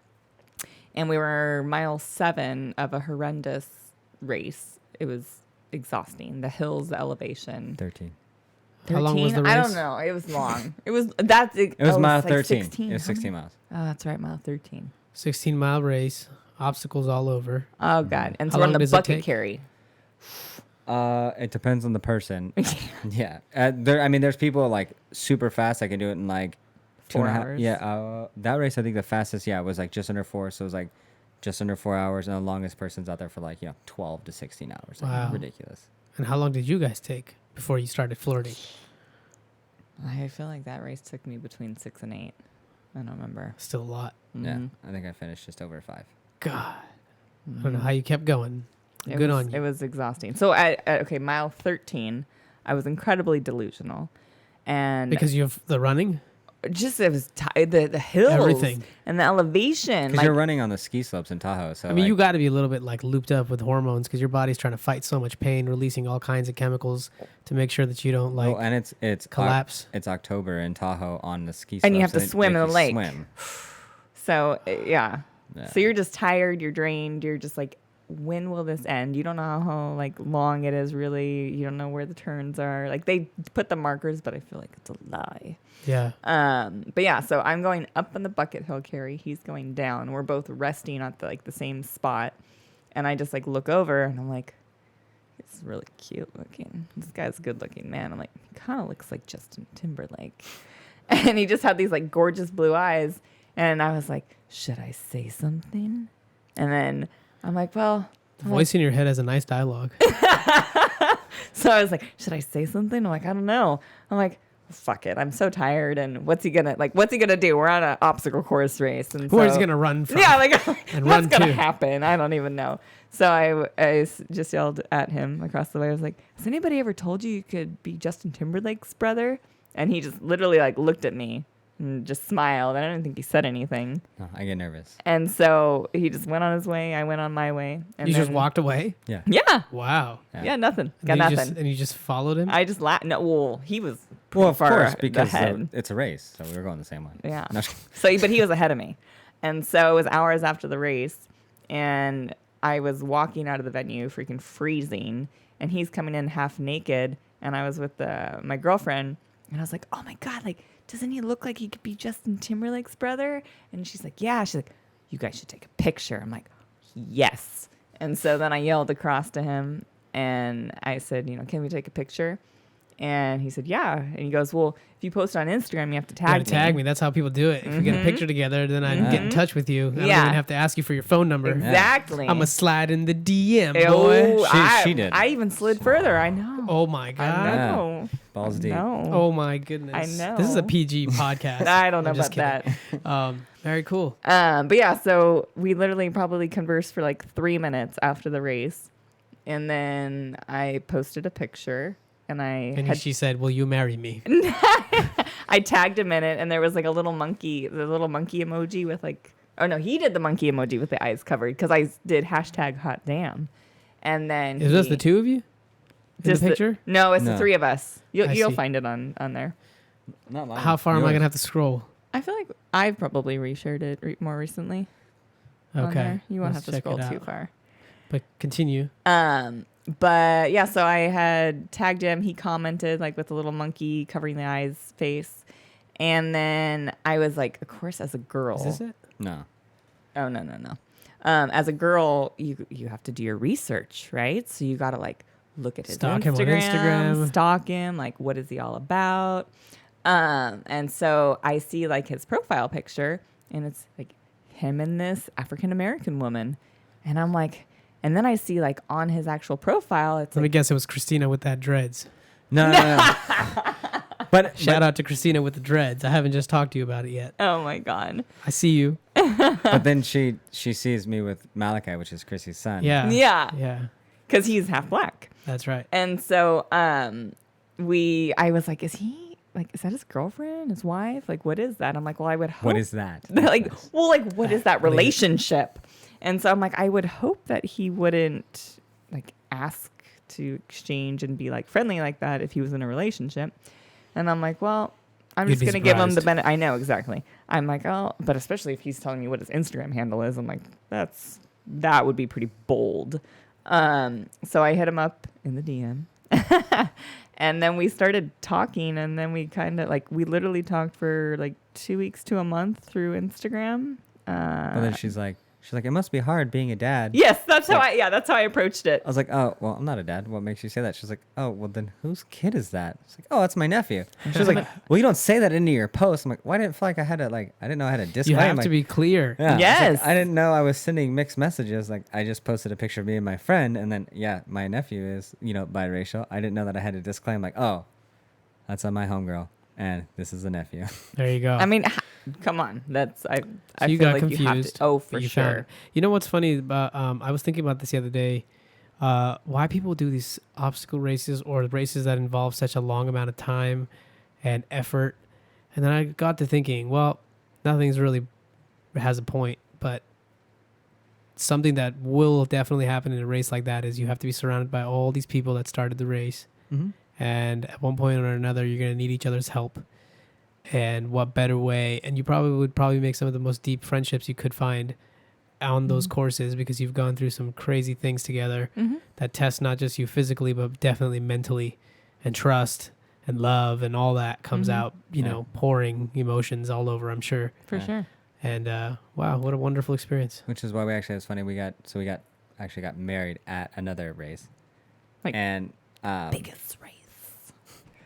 So yeah, we met at the Spartan World Championship, and then we got married at World's Toughest Mudder, which is another world event. But that was part of the guy that married us, his talker speech was like, oh, there's no bond greater than the one made in the mud, and so that was part of his thing because it was a tough mudder, so it was perfect. Well, we all end up in the mud, that's for sure. Yeah. That means we all die. Yes, it's true. Yeah. So I guess it makes sense that we're all bonded by that. Mm-hmm. But yeah, Because like, we're all part of this planet and we're all here together. Mm-hmm. That's great. but yeah, that's one of the things that originally got me into the obstacle course racing was just the mentality. Because I'm like, that sounds horrible. That sounds really hard. But like, if I can do that, I can do anything. And so like when you do your first race, then it ends up being like addicting. Like, well, can I get better at this? Like, I want to Fair be enough. able to complete the obstacles without failing them. Yes. And then the people that you meet, like everybody starts together, and then you have like the uplifting vibe. Honestly, I mean, there are some poop heads. but- Debbie Downers. Yeah, for sure. But yeah, it's just challenging yourself mentally and physically, and then learning how to grow from it. And so the two of you start dating on your Instagram fling. And where does the gym come about? About 3 months later, Yeah. So when we first 3 months into dating. 3 months into dating. Yeah, we decided to open together. So that it didn't actually open, but 3 months into dating.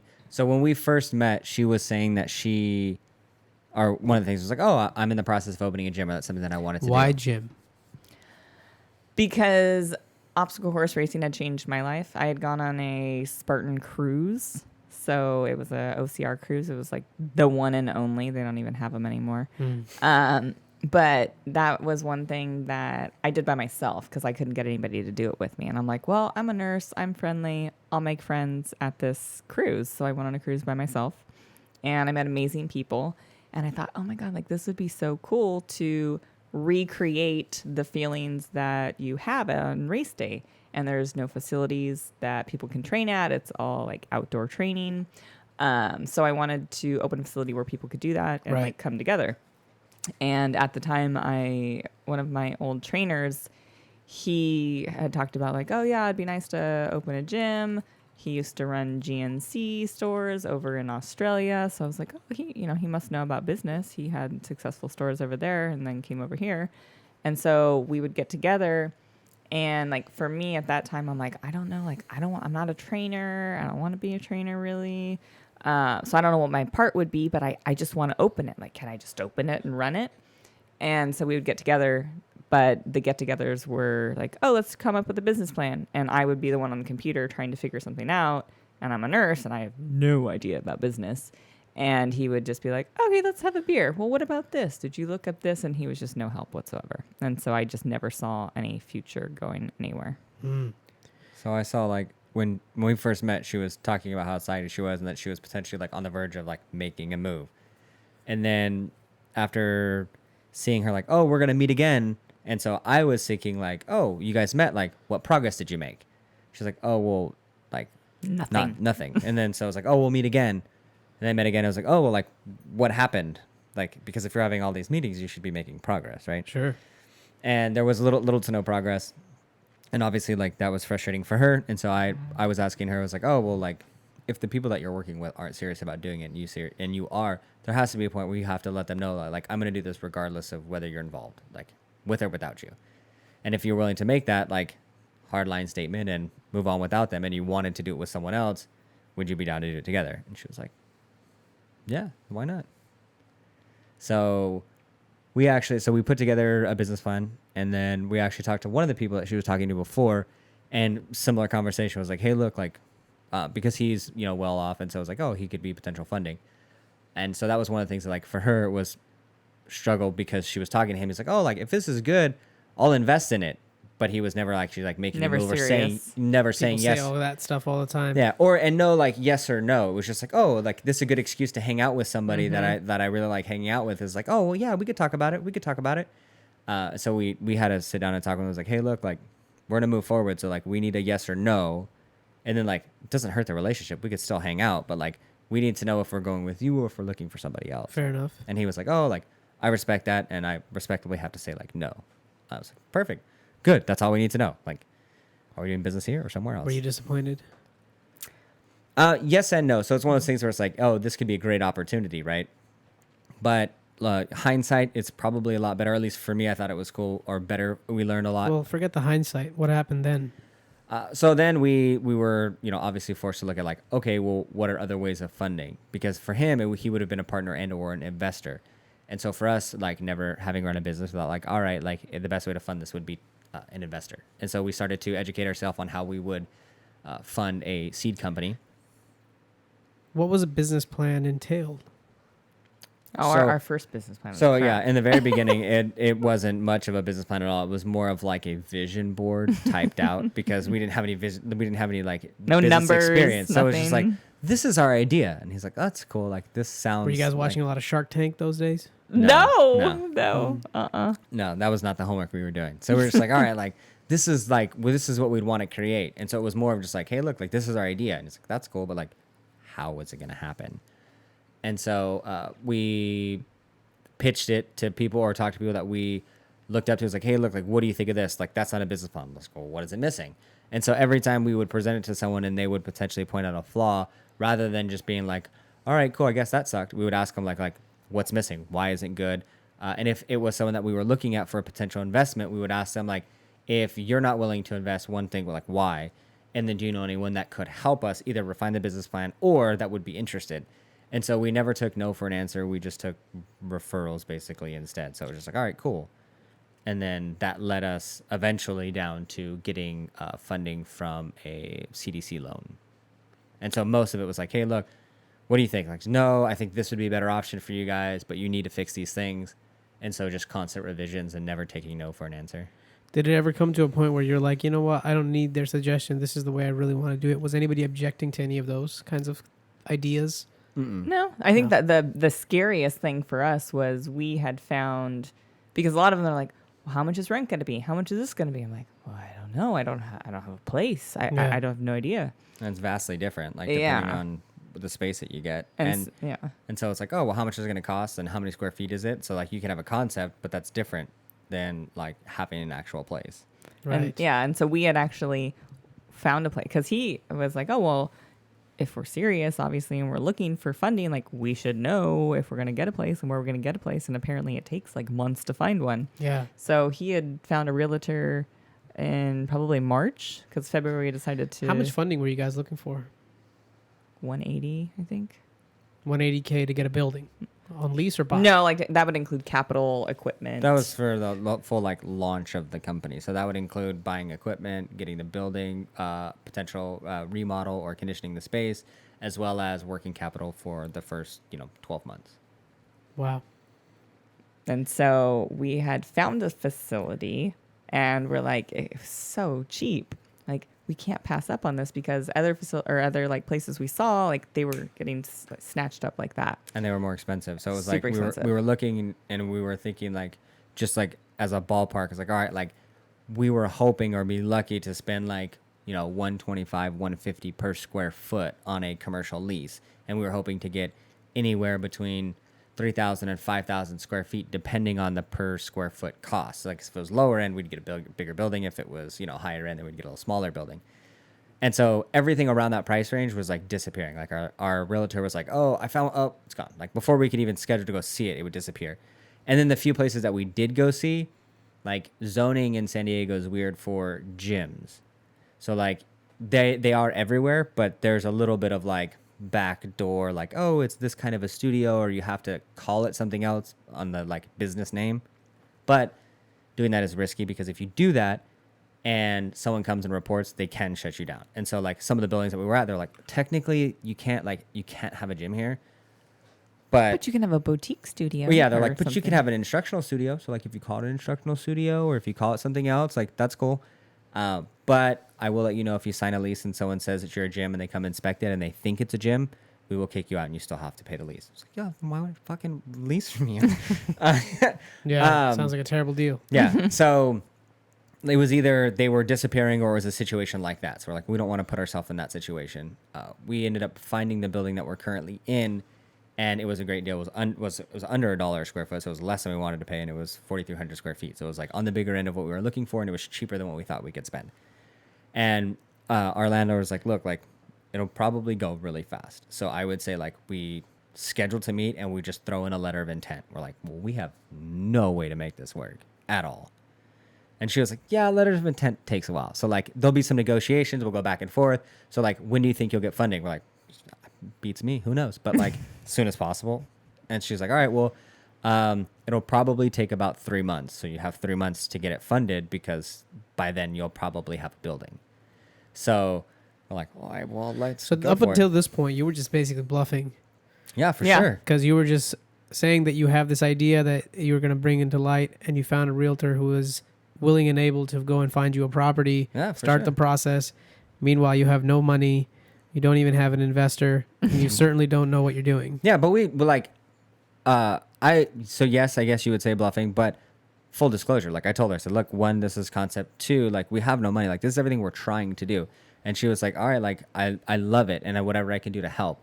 And so we weren't like, we didn't hit her up and we're like, oh, so I'm going to launch a successful business and you're going to be lucky to land me a building. It was the opposite. We're like, hey, look, I have no idea on what I'm doing. I don't even know if you're the right person to talk to.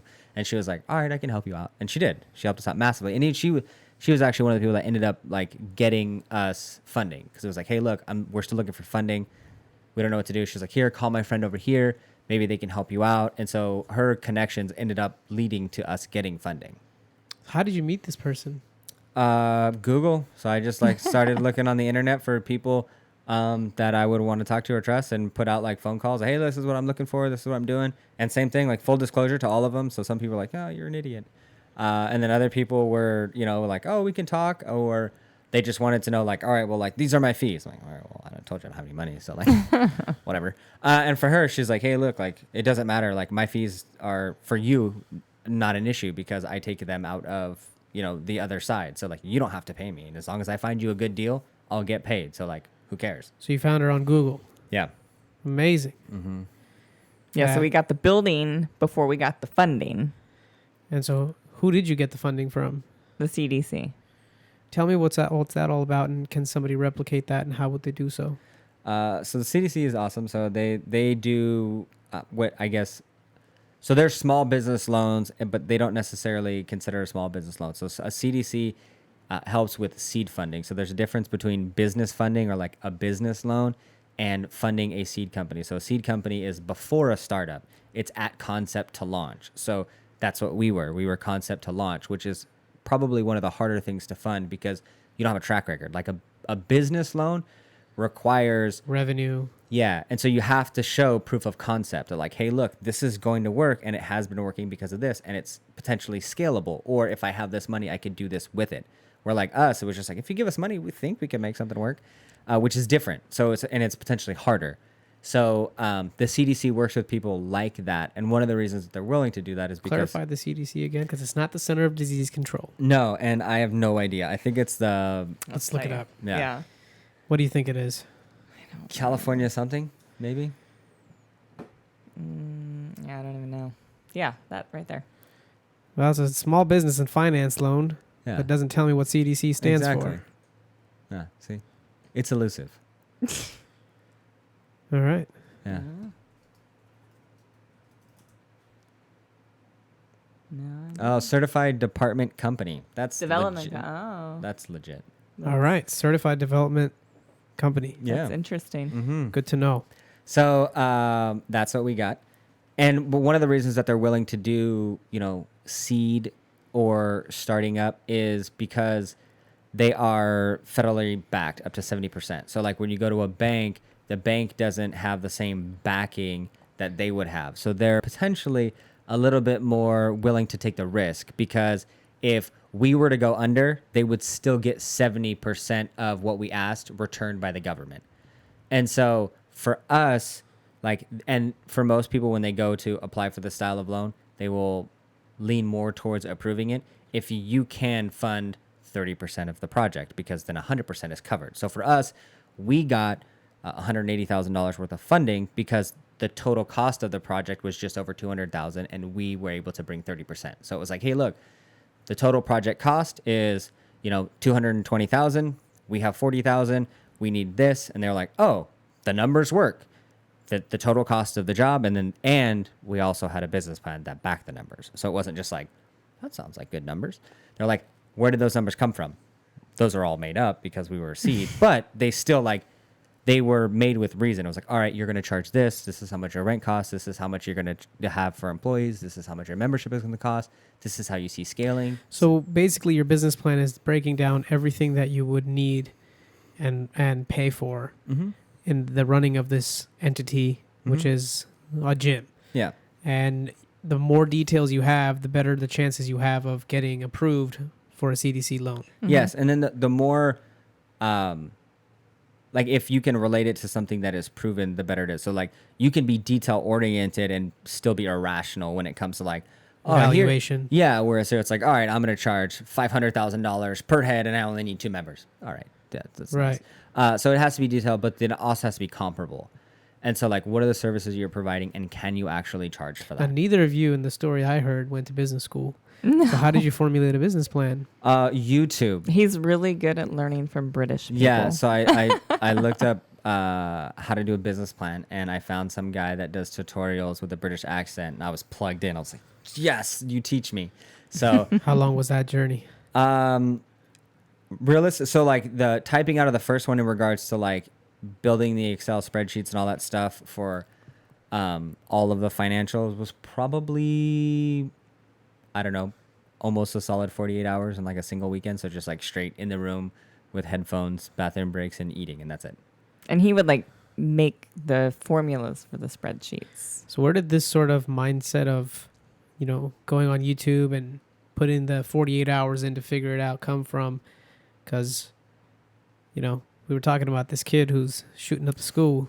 When I have my sights set on something. No, just kidding.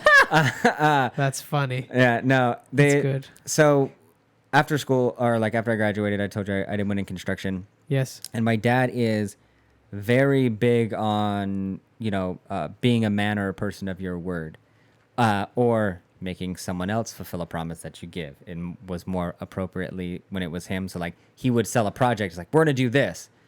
And then he come back, he's like, we gotta fucking figure it out because like I told these people that I could build them something, and like I have no idea what's going on. So, like I learned at a young age like problem solving, and so like we did that even like growing up through like my dad was very big on like, hey, look, you have to figure out how to get this done. And then when we started working together, it was the same thing. He would sell projects, and like they would go over ideas with customers, like, oh, this would be awesome, and they're like, can you do it? I've never seen that. It's like, yeah, Sure. it could be done. Not we could do it, like it could be done. And then he'd come back, he's like, we gotta like Figure out how to do this. they signed a check. You'd be surprised at how much software is sold in the same way. Yeah. And so when I was young, I didn't like do anything with it, but I designed a tool for cutting tile because of something like that, where my dad sold a job that had tile inlays that weren't necessarily done very often. So I took apart a whole bunch of other tools and then put them together to make a different tool. And I used that to create a really cool bathroom, and then a whole bunch of other really cool remodels after that, because we were able to do things that other companies weren't. And so I developed that style of mindset in that situation, where it's like, hey, look, we have to get it done, figure it out. So dad was a big influence on problem solving and being hard on you. And that made you really, kind of shine through in these moments where you want to start your own journey of your own business Yeah. So with your newly Instagram girlfriend. Mm-hmm. Yeah. I think he was probably better at making problems and seeing that we solved them. Not. So dad got you into problems and then you had to solve them. Yeah, for sure. Wow. Yeah. Quite the teacher. Yeah. So then where does the journey take from here? And you've gotten the CDC loan. I'm sure it wasn't all sunshine and rainbows right after that. Well, actually, it was funny because we were big on like, all right, so as soon as we got the building, we're like, let's announce that we're opening on a certain date. And so she's like, well, we don't have any money. Like, well, Where did you get the 40,000, by the way? I took a loan out of my 401k. Oh wow! Because remember, I was a goody two shoes, and I saved, so I had great credit. And then we put the reason, one of the reasons why we were approved is because we were in a low income area, and we put me as like the main business owner. So as a woman owned business, they're more likely to give you in an area that needs jobs. Like, yeah, we'll start a business in an area that needs jobs and is run by a white woman. Perfect. Wow. Well, good strategy to play, my friend. Yeah, for sure. Okay. And so after we got approved for all that, but like, so we didn't have funding, and we're like, all right, we're opening July 7th. And then like July 7th was fastly approaching, because we made the idea that we're going to open in February, and July we opened. But probably the last week in June, we still didn't have funding. Mm-hmm. So we were like, we didn't get the funding until like September, till after we were opened. You've already started the CDC process, or yeah, no? Yeah, we had basically just got approved in the beginning of June for the CDC process.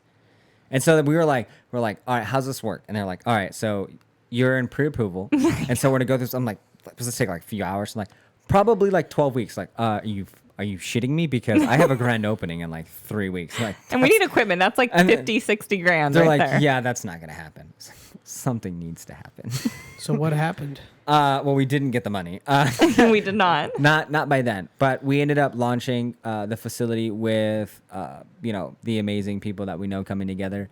And so we were like, we were able to borrow some money from her mom to get some of the equipment. So what we did was we told the lender or the people that were getting our equipment, was like, hey, look, if we give you a deposit, how much can we get? And they're like, all right, well, you need this much from a deposit, and then we give you this much stuff. We're like, golden. So we asked her mom, can we borrow it? As soon as the funding comes through, we'll give it back. Can you give me some concrete example? What do you mean? Like how much was? 20,000. Okay. So like, hey, look, can we borrow $20,000 to put up for the equipment so we can get rigs, free weights, a few other things, just to make the facility like look like you're supposed to work out there. And so where did you go to source this equipment? Fitness Armory. Okay, it's like a wholesaler. Mm-hmm. Gotcha. And so they ended up taking care of most of our equipment, as well as the flooring And so, or like, like bring in the flooring. And so but also like, mind you, I didn't have any business experience, but I ran construction jobs from the time I was 17. Right. And I was on my first job site when I was 12. I ran like, while in high school, I ran my first, like my own first remodel. I was 13. So I was familiar with running jobs and getting remodels done. So I was like, I could do this. So He's really good. So with the building, it was easy to remodel because that was my background. So I was just able to do a lot of the work myself, and so that was super cheap. So like Right. we did a lot of like, I just like was mostly me, and then we have, like you can see in the background right there, we have awesome graffiti in the back. And so that is, all of that work was donated by old friends. So we didn't pay for any of those murals. They came and they dedicated almost 2 weeks of painting, pretty much by hand to put those murals up. They were just like, hey, look, you give us a place to paint, and you pay for the paint, and we love what you're doing, so we'll come out and do it. So we gave them the setup and the canvas, and they hooked us up. And then same with some of the other stuff that I'm not the best at. So like all our audio, video, things like that, security cameras. We had friends that were willing to donate their time. Same with like buffing out the walls. I had a friend that used to run a professional painting company. Like I said, I have connections because that's what I used to do. So I was like, hey, look, this is what I'm doing. I'm strapped for cash. What can you do? And most of the people were super nice. Like, I'll take care of you because I love what you're doing. And then same with like our turf. We had a miss up on the number for the turf on how much we thought it would be to get it installed. Huge mess up. And then last minute we were calling everyone like, what can we do for price? What can we do for price? Like minimum this. Like, dude, we don't have any money, like any money. And so one guy was like super cool. He was like, well, how much do you have? And like, to give you like an idea on numbers, it was like everyone, and so it wasn't like a crazy amount, but we don't have any money. Like $2 is a lot, right? So we're like, we need this turf done. Everyone's coming like, it's going to be like, at least $2,500 low end, maybe closer to $4,000. We're like, fuck, like we don't have that. So then we called one guy and we're like, dude, like we didn't put this in our budget because when we talked to the guy that sold us the floor, he told us that like we could get it up for a couple $100. So like a couple $1,000 versus a couple $100. He was like, well, what do you have? We're like, $300. And he's like, I'll do it. It's like, what? Are you serious? And he's like, yeah, I'll do it. And then to make it even better, he was on vacation with his family out of town. He left vacation, drove back to San Diego, installed the floor, was like, pay me later, left. And then, so we obviously, everyone that like pitched in, we took care of them the best we could. We trained them. We did all kinds of stuff afterwards to like give thanks, but there was no monetary exchange. So we were super lucky and able to get the facility open. So when the first day we opened, we didn't have any weights. We just had the rig. We had everything painted, and we just did a big fucking party. Wow. You know what it sounds like to me is that you've had issues for sure, even though you're really good at kind of curving the problems that you've had into the solutions that you came up with. I'd like to point out that it sounds like you were able to be persistent enough on the problems that you had that you found somebody who was willing to work with you no matter what the situation was, which I think is worth noting because too many of us, and I think I made a post about this yesterday, it's too easy to give up. It's just too easy to just stop and say, I guess it's not going to work, and then just sit on it. And it seems like because of the time pressure and the crunch and all that pressure of you want to have this launch, didn't it come to your mind ever to say, we're going to postpone the launch or we're going to push For this me, out? I'm like, what are we going to do? So I was like, hell no. I was like, even if the building is raw like it is now, we'll have We'll throw quinceañeras. no. I was like, the launch date's the launch date, and like if we have nothing and the building is as we did when then it's just gonna be a building reveal. Like we'll tell everyone, they'll come here and we'll say, look, this is where we're gonna do the gym. Come back in a few months when it's fucking built. So like, So what were you doing up at this time when he was figuring out how to get the building up in order? I mean, I was there helping. I had she's gone feeding me. I was nursing, and so I was So you were driving. doing part-time nursing or full-time nursing at the time? At that time, I was full time. Full-time nurse, working 12-hour shifts. 2 hours away. You Yeah. started now 2 hours away? She was in Irvine still. Oh boy, which one? Kaiser Irvine. Oh, that used to be next to there's a Hogue there, and before Yep, that still there across used to the be street. before that there used to be Irvine Regional Hospital where my mom worked. Oh, really? Yeah. Nice. Yeah, I used to live right across the street from there at the Oakland Apartments when we moved here to this country. Nice. What a small world. Right? So you were a nurse and you were trying to spruce up the building. I mean, it's amazing that you guys were able to just find solutions. Have there been tough times in the relationship for the two of you when things are not being able to be sorted out and you're finding these challenges? And No. Honestly, and no, no, none. none. Mm-mm. So and I that don't find that to be true. well, and so honestly, like that is what drove us into working with couples is because of our relationship is extremely What do you think makes it extremely workable? communication, Mm-hmm. and not communication in regards to like task orientation or like observation, but more like introspective communication. Like, hey, look, this is how this is making me feel. So like if something like if she did something that potentially pissed me off, rather than like I'm pissed at you, it's like, hey, look, I'm angry because I don't feel appreciated, or I'm angry because this is frustrating me. And so like if we can always frame something in the mindset of like this is what I'm experiencing, not you did this to me, then we could change the experience. Where did you learn that? So part of my journey has been, I wasn't necessarily happy with who I was, and so I had always lived in a world or a life or in my head, whereas like I thought that if my experience was different, my life would be different. Like if I had more money, if I was born somewhere else, if I did something else, if my life was different, then I would be different. And then I started to play with the fact that if I could change the way I experience life, then maybe my life would be different, rather than blaming my experience on the life that I had. Where did that come from? Self-reflection. Probably the first time was when I was locked up, because I was released into the general population. You have to be by yourself. And What so, do you do in these self-reflections? Do you write? Do you sit and just think? What do you do? Mine is more questions. So not necessarily like spinning out of control and chasing something to the end of, like, could there be aliens? But more like on me. It's like, hey, look, like, have I experienced this? And why? What would be the reason behind it? And trying to dig a little bit deeper, or as deep as I can get. And then it allows me to communicate better. So it's like, hey, look, if I experience it, like if something makes, and like real honestly, like I hardly ever get upset anymore. Like it's just not something that happens.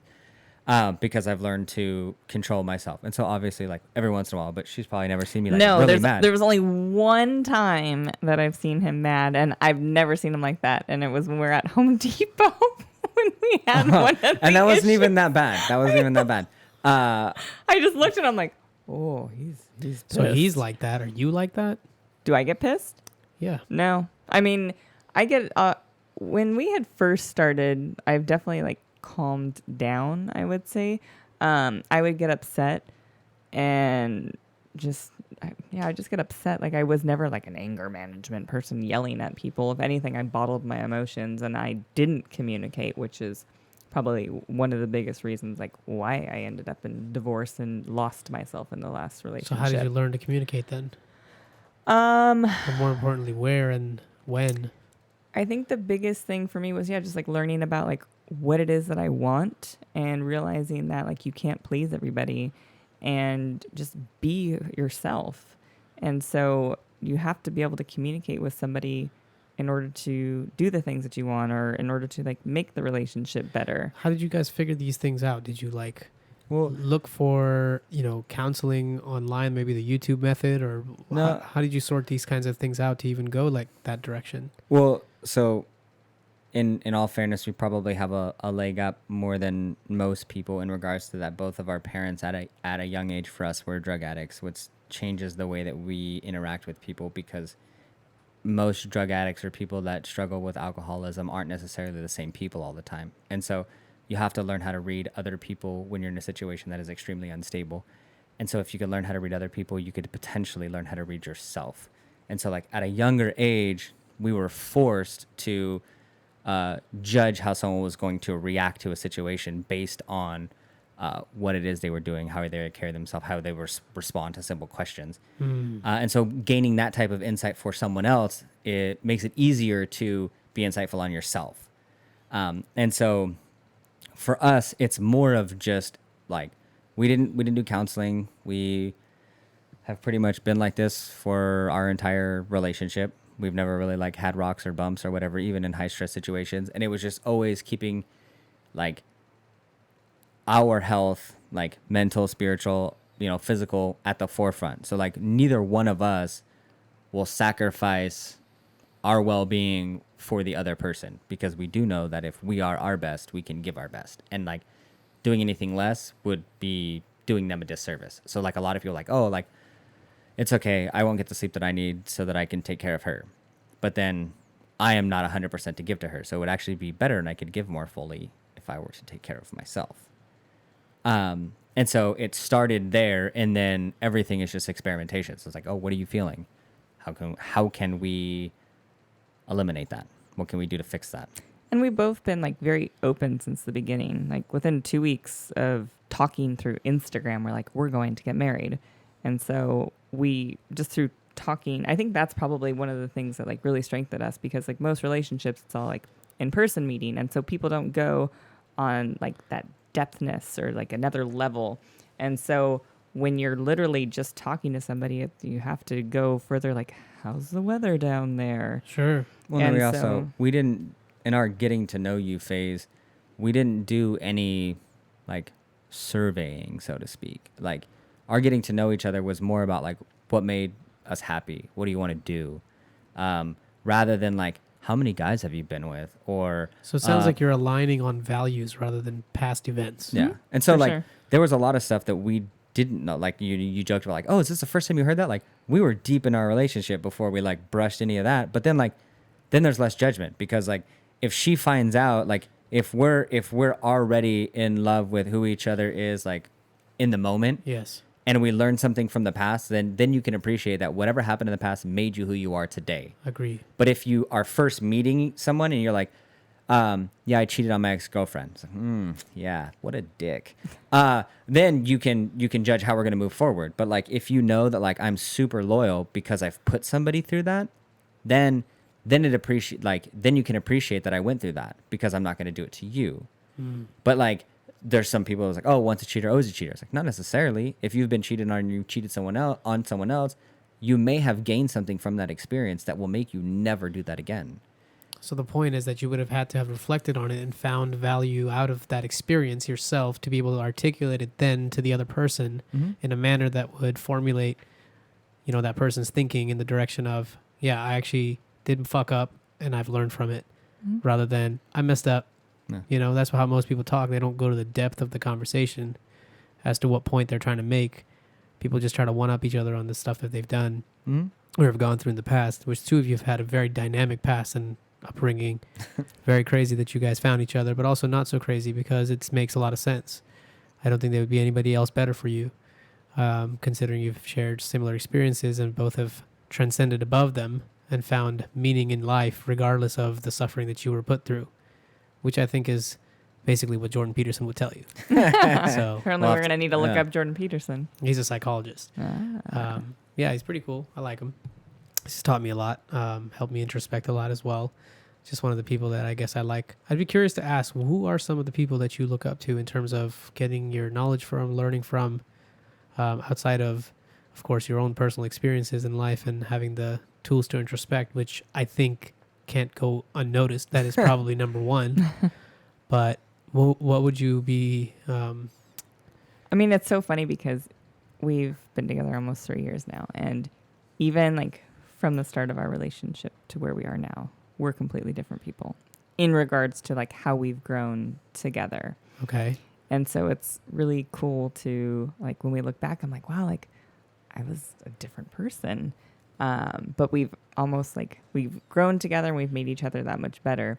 And so like when we were first getting started, I would say one of the people that we had looked up to was Dean Graziosi. We had read Millionaire Habits. And he was really good. And it was a lot of positive thinking, reframing your story. I saw this cat with Tony Robbins recently. Yes. Yeah. Tony Robbins is another good one. Yes, that's another one. Tony Robbins, Jim Rohn. Brendan Bouchard is awesome. I know Brendan. He's helped me a lot with one book in particular, The Motivation Manifesto. I've heard that one's really good. I've literally I can show you two.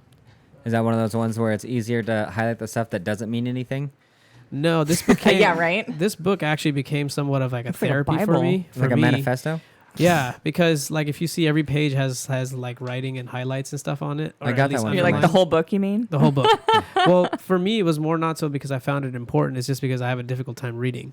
I was never really a strong reader, and I never really read. So, Feel your pain. just trying to read is a difficult task for me to stay focused on. So having a piece of or a pencil to write on, and it helps me kind of track. And if I get distracted, I know where and what to go back to. Mm-hmm. But what I found a lot was nothing in there that you can't find anywhere else. It's just if you, and this is true for any really self-help book, I guess, if you can take it to the place where you're able to understand deeply where the message is coming from and are open to and receiving it, rather than letting the voice in your head that always is, yeah, but to everything that you hear in terms of advice, it all makes sense and it will click, Yeah. and that's what this book really did for me when I was at kind of like the deep part of my, existential crisis and trying to climb out of it. This was a very good therapeutic book. I'd read it every morning, and try to just put myself in the state to like go and figure out, because I still haven't figured out where I was going, but I was in a cycle that I needed to complete and be in. And this book really helped me a lot. Well, then, So that's the awesome thing about like, any type of book that you were saying, like it speaks to everyone differently. And then in different stages of your life, you will get different things out of it. yeah, And so one of my favorite, like teachings or lessons, I don't know who said it, but it was basically that you can't teach someone, something that they don't already know, but you can better help them understand. Right. And so like for that, it's always a matter of deepening your knowledge. And so you start with something and then you expand your knowledge. It's not that anything that you learn is new. It's just a better understanding of something else, or it's developing. And so it's just widening the knowledge that you do have. Well, and like you had said, I think the biggest thing is for, at least for me, when I would start reading a book, sometimes I'm like, oh, like I'm not resonating with this right now, or I can't grasp my head around this. But then I'll pick it up maybe a couple months later because I'm at a different stage in my life, or I read something different. And then I'm like, wow, like how did I not understand this, or how was I not able to read this before? And so I think depending on where you currently are at, there's definitely books that may Yeah. align with you. yeah, for sure. Agree with that. Because there's certain books like I couldn't read this right now and enjoy it the way I did, and it helped Yeah. me then. But that's just because I'm seeking different questions now Mm-hmm. in different stages, So that's just, you have to align yourself with what, is there. And books have been really useful for that. Audiobooks as well. I listen Definitely. to quite a bunch of those. Do you guys? Yeah. Yeah. I used to listen to a lot of those because especially like with my drive to work, I had 2-hour drive. And so I'm like, well, Podcasts. mm-hmm. Nice. Yeah. Got into Podcasts, that. audibles, all of those things. So what's your take on, constantly digesting good content continuously? I think that if you are actually digesting and consuming, there's nothing wrong with it. I feel like if you're just I feel like there's a huge difference between knowledge and wisdom. And so knowledge, I believe, is just things that you acquire, and wisdom is applied knowledge. And so I think that if you are just seeking knowledge and just like filling up whatever, and you don't actually get anything from it, like you don't truly understand, you don't truly consume it, then what's Why the would point? you say that you truly don't understand?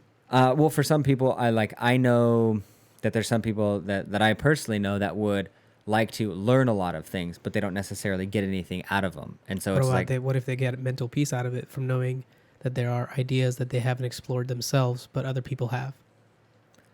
they could, but like, what would be the point of continuing to read something or acquire knowledge if you're not going to apply it, other than, like you said, if you were just like, oh, look, someone else has done this, that's cool.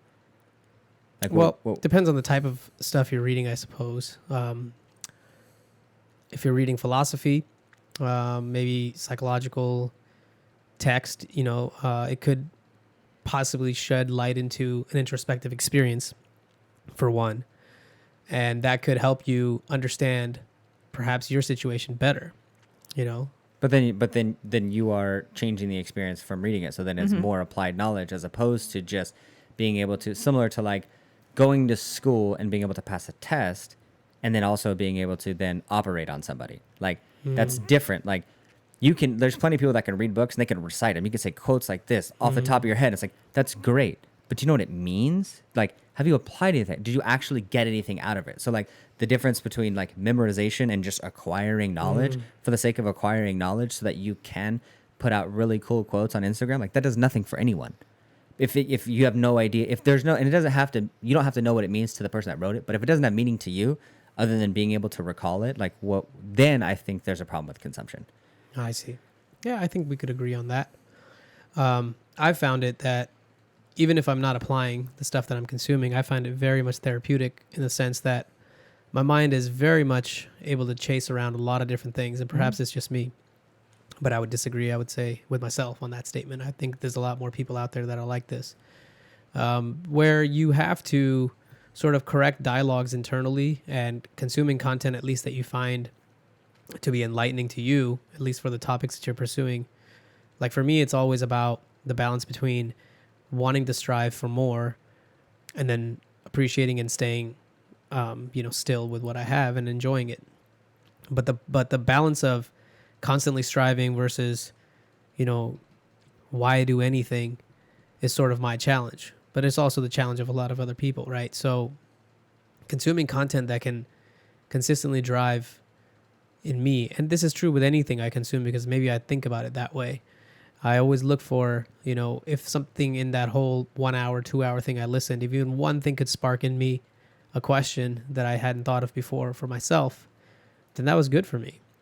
And even if nothing came out about it, I think I got to find stuff. I think it's no different than our mind is able to, as you know, this, your subconscious mind will absorb a lot more information than it can actually process at the time that it's doing it consciously. But you never know when some of that information will come back and collect and formulate into some pattern of ideas, because essentially we're all driven by memory.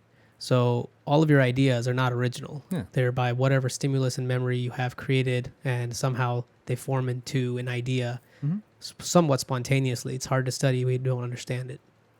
But at the same time, it would be too easy to say that, consuming content that you don't apply is problematic. And at least from my view of it, I would say that it's deeply needed and necessary, because it rarely very much influences and impacts what you do. Because if you are just consuming random stuff like on Instagram and it's not intentional, and at some point in your day you can intentionally consume content that you find useful, you never know where the dots will connect if you haven't put that in your memory systems. But you're intentful with the consumption, because like there's people that aren't intentful, right? They just throw on like, oh, Spotify podcast or whatever, and it's just something to pass the time. So then they're just consuming in the background. Yeah, they're just consuming to consume. So it's not intentful. There would be no difference between that and just scrolling through Instagram. So because you can scroll through Instagram with intent, you could also be on Instagram to create. So like there's reasons for that. And same with like if you're on a podcast and if you're going there with intent, then it's different. You're going there with the intention to learn and to consume, not to just mindlessly have something or to be able to recite it. And so like it's different. Like if you're doing anything with intent, then it's good. You also have to know your intention, right? Well, I would argue that it's also an intent if you want to mindlessly recite it. Oh, there's a lot of people. They get off work and then they're like, I just want this, or they want to. Well, think about people that talk about like sports statistics or talk about TV shows. Yeah. But mindless content. But why do they want it? Usually, it's because they feel significance. Like, exactly. Yeah. Well, same with like with you wanting to know or better understand the voice in your head rather than consumption. Why wouldn't you just challenge the voice itself or ask why it's there? So rather than like trying to find an answer somewhere else, like you have the answer, you do. So like find it. It's nowhere else. It's not outside of you. Yeah. The answer is within you. Yeah. And you'll probably find it faster that way. But I guess you would have to know the steps to introspect, which is all come back to the first pillar of what we talked about here before starting the discussion on what other people's content you consume. Number one is your own, and understanding what's rattling around in your own mind. But you only know through like similar like what is like, so for reciting quotes like Martin Luther King, right? In regards to you don't have to see the top of the stairs, the stairway to take the first step. And so like turning inside, like you don't have to know the path, but like you can still dig. It's scary though. Yeah. It's very scary going inside. Yeah, but so is not finding the answer. That's true too. Right? So like if like that fear drives you to find the answer, but not really. You're just teasing it. So how does one find the answer? Just continue to ask, right? Like most of the time that the answer to your question is behind the thing that you don't want to do, or the thing you do the least, right? So like if you're continually going out to find the answer, it's probably inside. And so it's the thing that you're avoiding the most that will probably unlock the door that has the answer for you, at least the next answer, because there's no one, right? It's like that obstacle you have to overcome. It's that fear behind it. It's like, oh, I'm so close. Oh, but it's an obstacle. I'm just going to stop because it's too hard. Or if you start going, I guess that's what an obstacle race would also help you kind of tackle. right? Logistically, because you got to get over and around this thing, otherwise you can't complete. Well, that's even like that's one of the reasons that we're both drawn to and like Spartan Race. So Spartan Race is one of the few places that, or one of the few. That's one of the tough ones, right? Where you, but Tough they Mudder and then the Spartan. I've heard of those two popular ones. But one of the things that stands out about Spartan over most other races is there is a penalty if you can't complete an obstacle. And What's the penalty? 30 burpees. Yeah. Ooh. Yeah. People actually do it? You're Well, so if you're running, some people do. if you're running competitively, you're judged, and if you will get disqualified if you don't. If you're running open, like it's the honor system. So Some people are not very honorful. But the owner or the founder of it, his mindset behind it was that in life, you may not be able to overcome every obstacle that you face, but there is some amount of work that you can do to get past it. And so, yeah, you may not be able to climb a wall, but if you work hard, you can still move on. And so, like, for me, I like that. Yeah. And for It's us, practical. like, yeah, and even like for you, like one of the reasons that we like to work with people through fitness is because it relates to so many different things. And it's like, hey, look, like for me, accomplishing what I did physically allowed me to see that I was capable of so much in every other area of my life. And we show other people the same thing. Is that like, hey, look, like there's something that you may not think is possible, but if you apply yourself and you put focused effort on something, you can achieve whatever it is that you want. And so like a mental or a physical obstacle, if you show someone, hey, look, like you can get over a physical obstacle with a little bit of effort or gaining some skills, then you can also apply that towards a mental or emotional obstacle. It's like, hey, look, that's no different than when you were on that wall and you thought you couldn't do it. All you had to do was figure out the right way, or just beat your head against the wall until it falls over. So what are your strategies for bringing people on board? Because to get things clear, this isn't just a gym. It's more of a membership into understanding and building a relationship with the owners, which is the two of you, and sort of creating a comprehensive program that not just helps you physically with your fitness health, but also with your, other aspects of your life, sort of like the pillars, the wealth, the health, and, all of that relationship, and considering all of these things, which it seems like what you guys are trying to tackle is different pillars that people need to put up to have a balanced life. Yeah. And so for us, I would say the biggest thing is we want to know, like, we work with all different kinds of people. The only thing that ties them all together is that everyone just wants to get better. Yeah. And not like, oh, I want to look good. It's just like similar to where I was at one point in my life is like, I'm tired of feeling like this. I don't know how to feel better. I just know that I don't want to feel this way anymore. So how do you find people like that? We just attracted them because, it's funny because like when you're opening a gym, like, well, what's the perfect kind of clientele you want? Like, what's your niche? I'm like, everybody's our niche. Like, that's a very difficult question. And so it was funny because as people started to come to the gym, we're like, not them. we're like, yeah, no, but like there were certain people you're like, nobody is like the same. We have like 17-year-olds, we have 50-year-olds, like everybody is so different. But the one thing that we found that everybody had in common was they just had the drive to like get better. Right. And so it is, we have a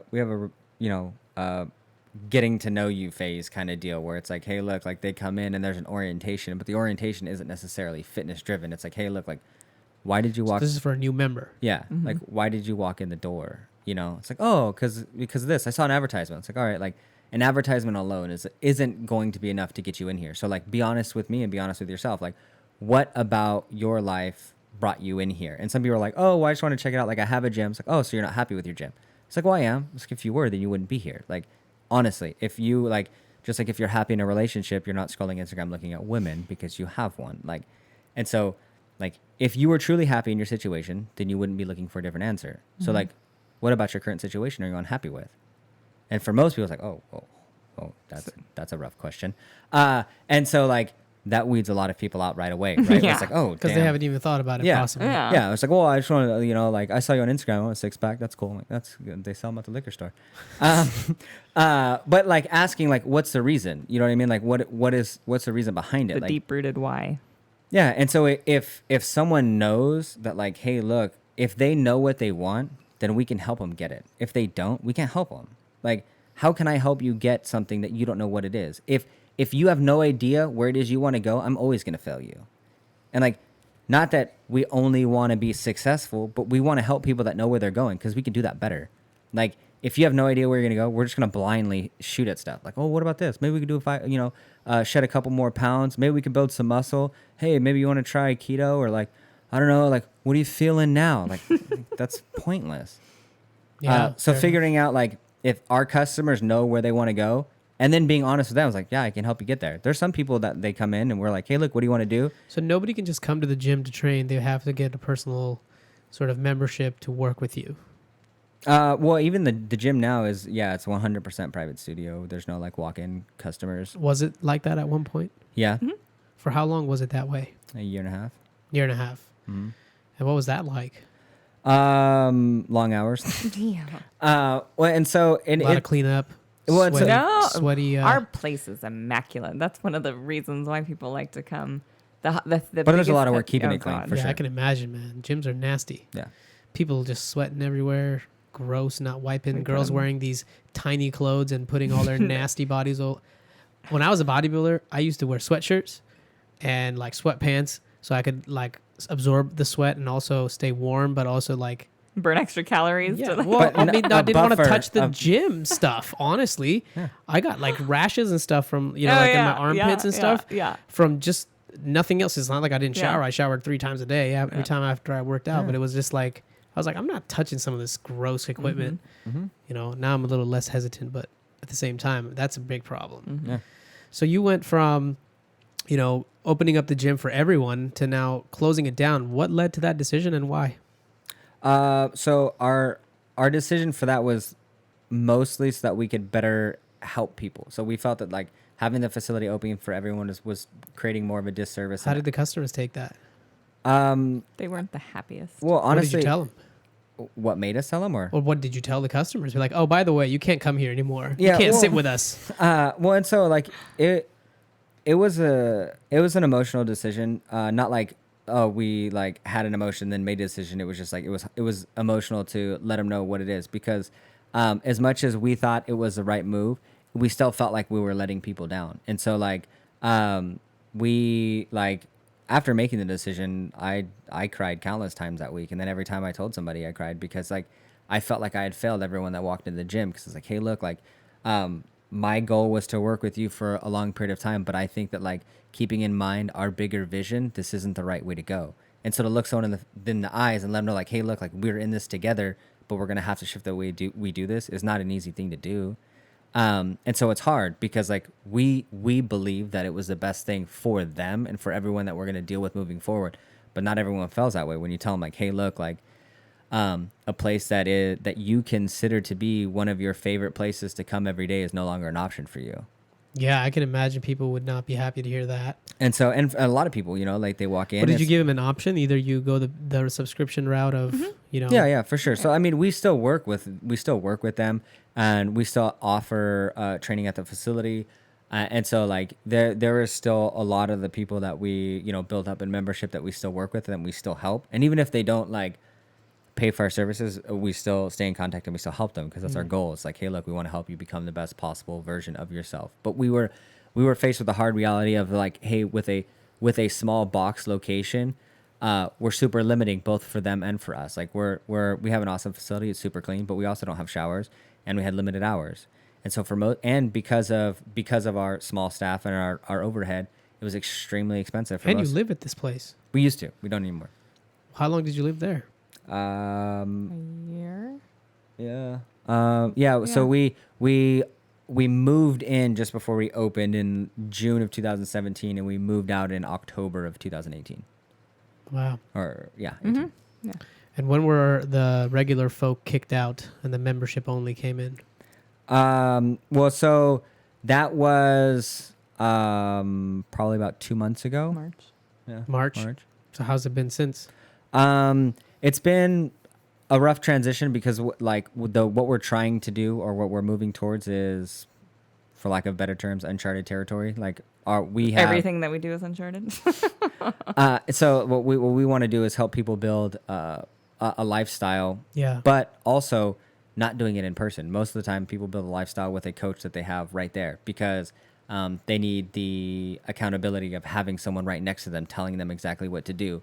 But we also realize that as much as that helps, it's also potentially providing a disservice because what happens when I'm not there?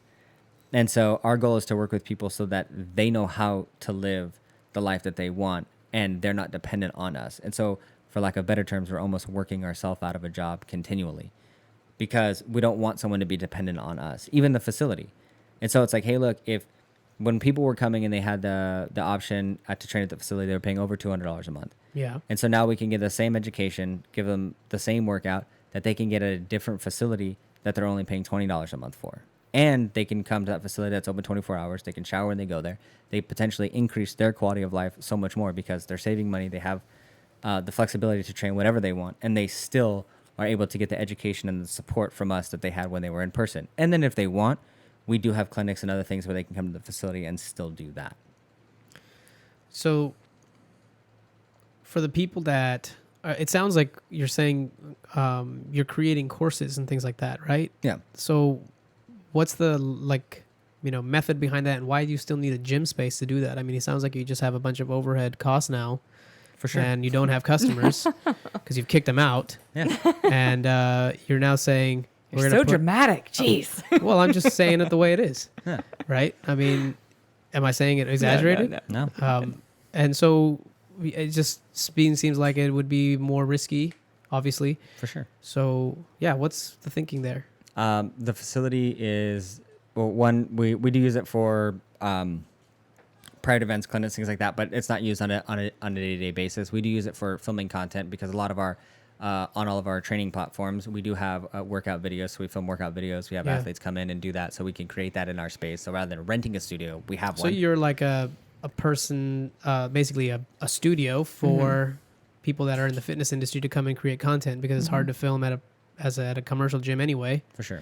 And they can potentially come over there and do their workout for their audience and have an array of equipment. Now, do you have like stuff for bodybuilders and stuff like that over there? So we don't I'm have... very picky about my equipment, by the way. Oh, yeah. This is then functional you fitness. definitely You would wouldn't not like fit in. us. No.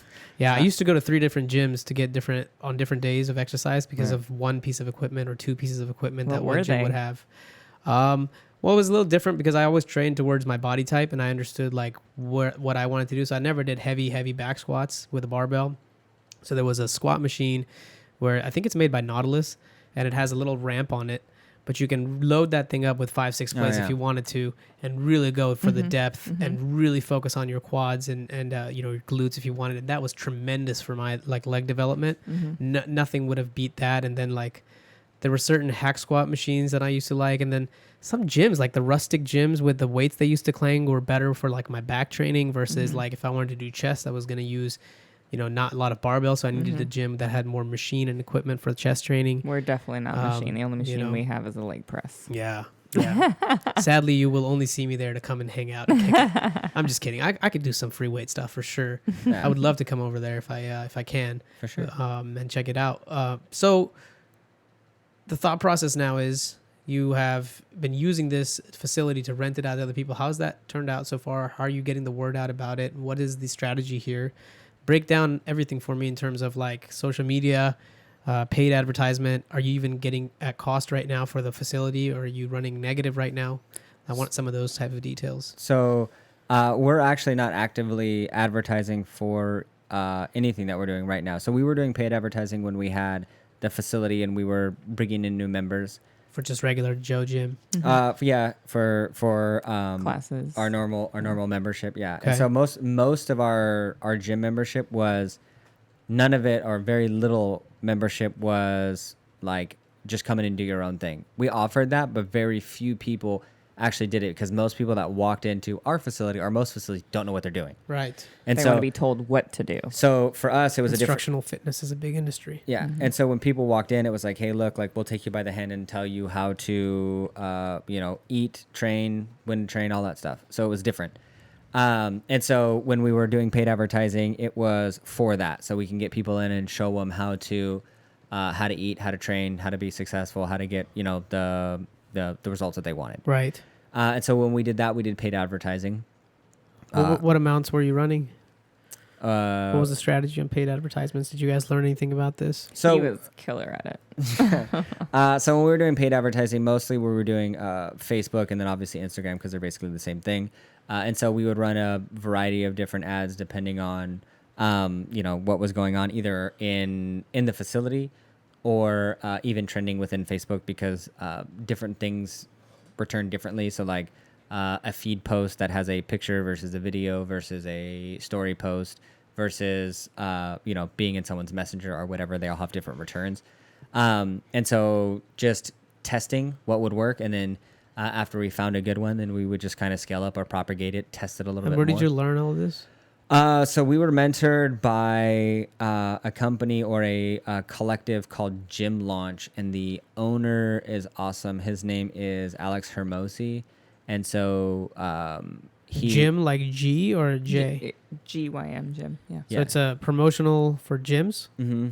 And so it's, so what they do is they've created an amazing network of small gyms or micro gym owners to try to Interesting. keep up with franchise gyms or big gyms. So it's like, hey, Gotcha. look, as a micro gym owner, like how do you go up against 24-hour fitness. Mm-hmm. Yeah, but if you're a part of a team, then you potentially have a little bit of a better strategy, right? And so we learned a lot of marketing strategy, how to run ads, all of that stuff through him, his team, and their amazing culture. How did you meet him? It was actually a referral from a friend. So one of our friends that does some training at our facility, like trains people at our facility. He saw an ad. His brother saw an ad. Yeah, his brother saw an ad. I was like, dude, I think this would be cool. Like, at least call them. So we called and then did like a Zoom meeting or whatever. Got to know them, their morals, their values, and we were part of that community for almost a year.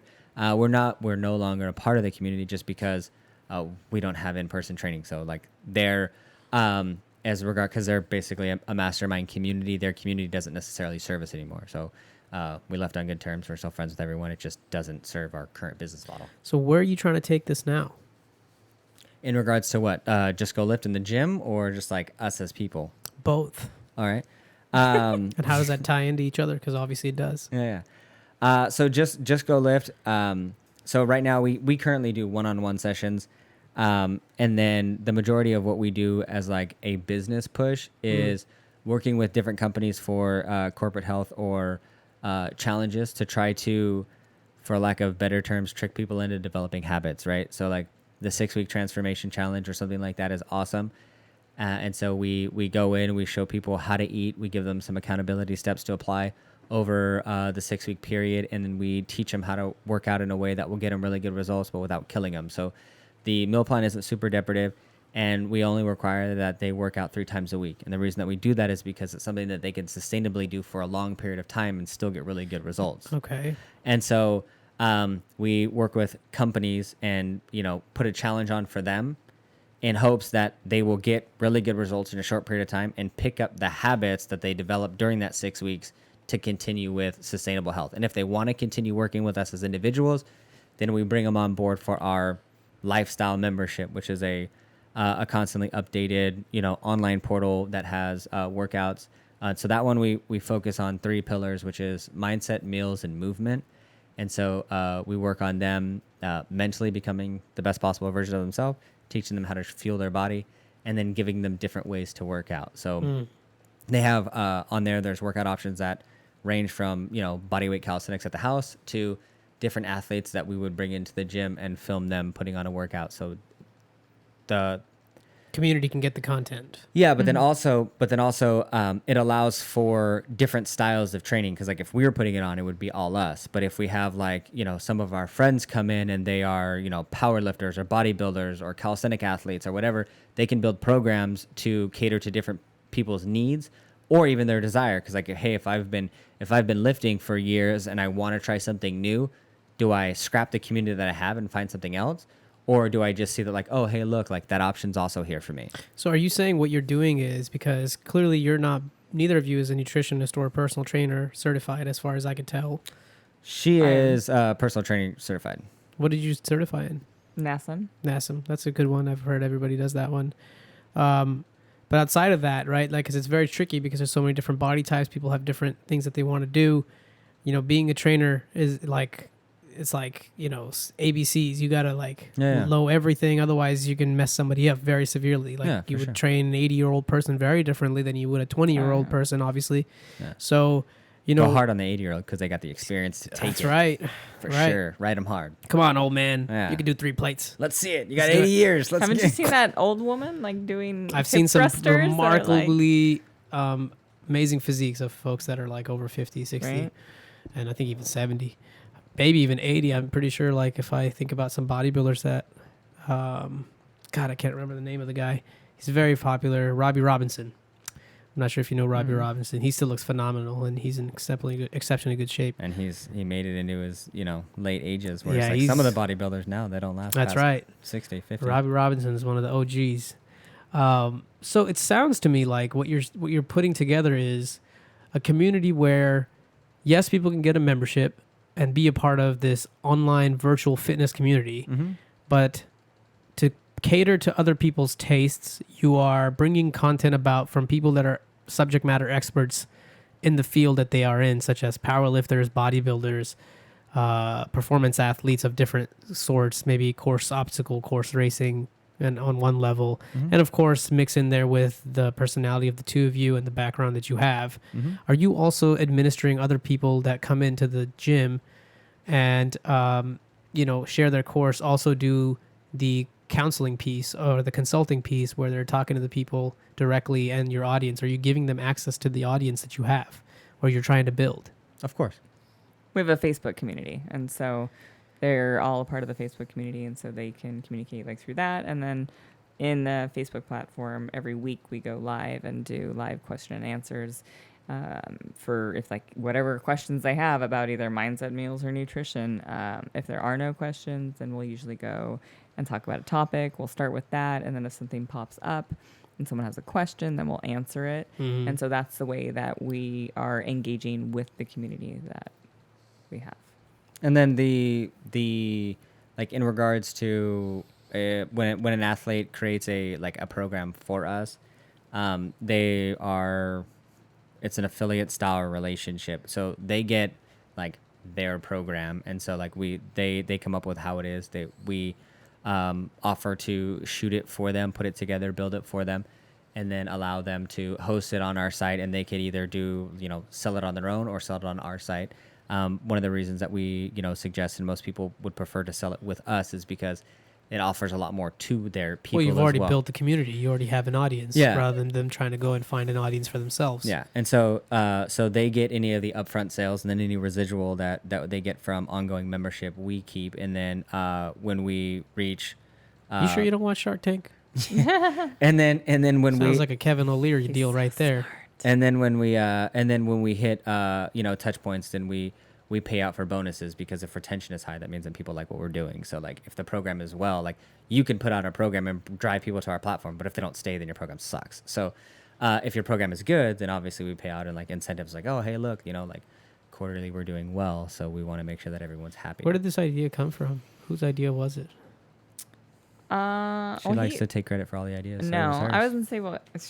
Well, how do you both come up with ideas like this? Do you sit down intentionally to brainstorm together, or is it spontaneous and then you say, okay, we're going to start working on this and like see where it takes us for a couple of days, and then if nothing... We both have a lot of different ideas, and so then we just like communicate with one another. Like, I was thinking this, and we have one of the most challenging things for us is we have so many ideas, Right. and so it's like when they pop up, it's like, that's a great idea. We really need to focus on one thing, Sure. because otherwise, like, you start focusing on other things, and then all your attention just goes elsewhere, and then you Right. don't really like delve deep into You do this one 10 thing. things half-assed instead of Yeah. one thing really good. Right. Mhm. So, but like for him, he has like a huge passion in changing the world, and so the facility, like he said, was very limiting. And he felt like if we had built like an online community, then he'd be able to affect more people. And it allows us a lot more freedom because we're not tied to having to go to the gym every single day. We can create content from anywhere, and we can post it from anywhere. And we both like creating things. And so it sparks a different drive within us. How do you budget your time? Blocking time and waking up early. So I most want more specifics than that. so it's done in a like weekly, daily, almost hourly manner in regards to like, hey, look, like what are our goals for this week, and Yeah. then how do we want to handle each day, and then so like if our goal this week is to effectively like build this program, it's like where do we want to be by each day, and so like Monday we'll do this, Tuesday we'll do that, so like oh we'll film this. So how much time is spent on planning? What would you say? Maybe like 30 minutes to an hour. But I mean, Every day.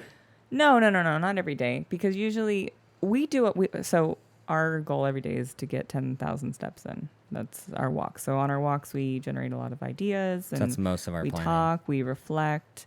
And so it's like, okay, so what are we thinking about tomorrow? What's our plan for tomorrow? What did you like about today?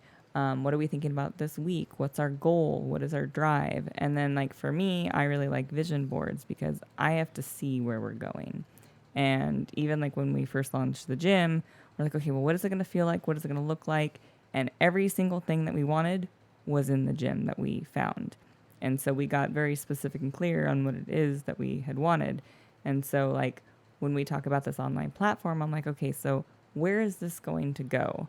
And so I take it and I write down, okay, this is the online platform. We're going to have mindset. What are the types of things we want to talk about within mindset? And I start just like writing and creating things so that we have an idea of where it is that we want to go, so that we can break it down to small, simple steps. Got you. And then also sharing it with people. Like one of the things that we feel like is huge, one for ourselves and then two for other people, is being able and willing to talk about stuff. And so like if you were to have an idea for a business, you could think about it in your head and it could be like the perfect plan. Yeah. But then when you start to articulate it or say it to someone in a way that is understandable, you might find huge flaws in Fair what enough. it is.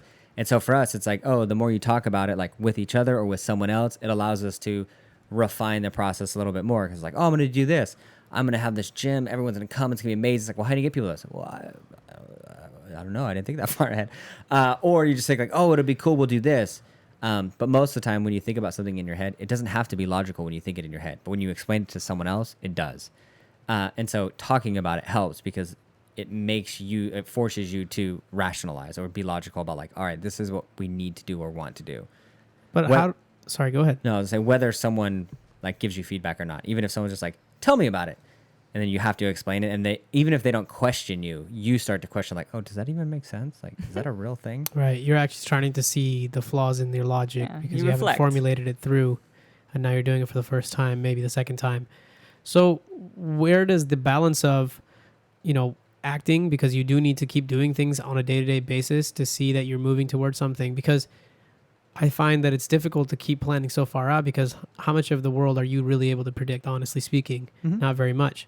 So what's the point in like kind of planning everything out and, not being able to execute, or then not feeling that you don't have a plan forward so you don't execute?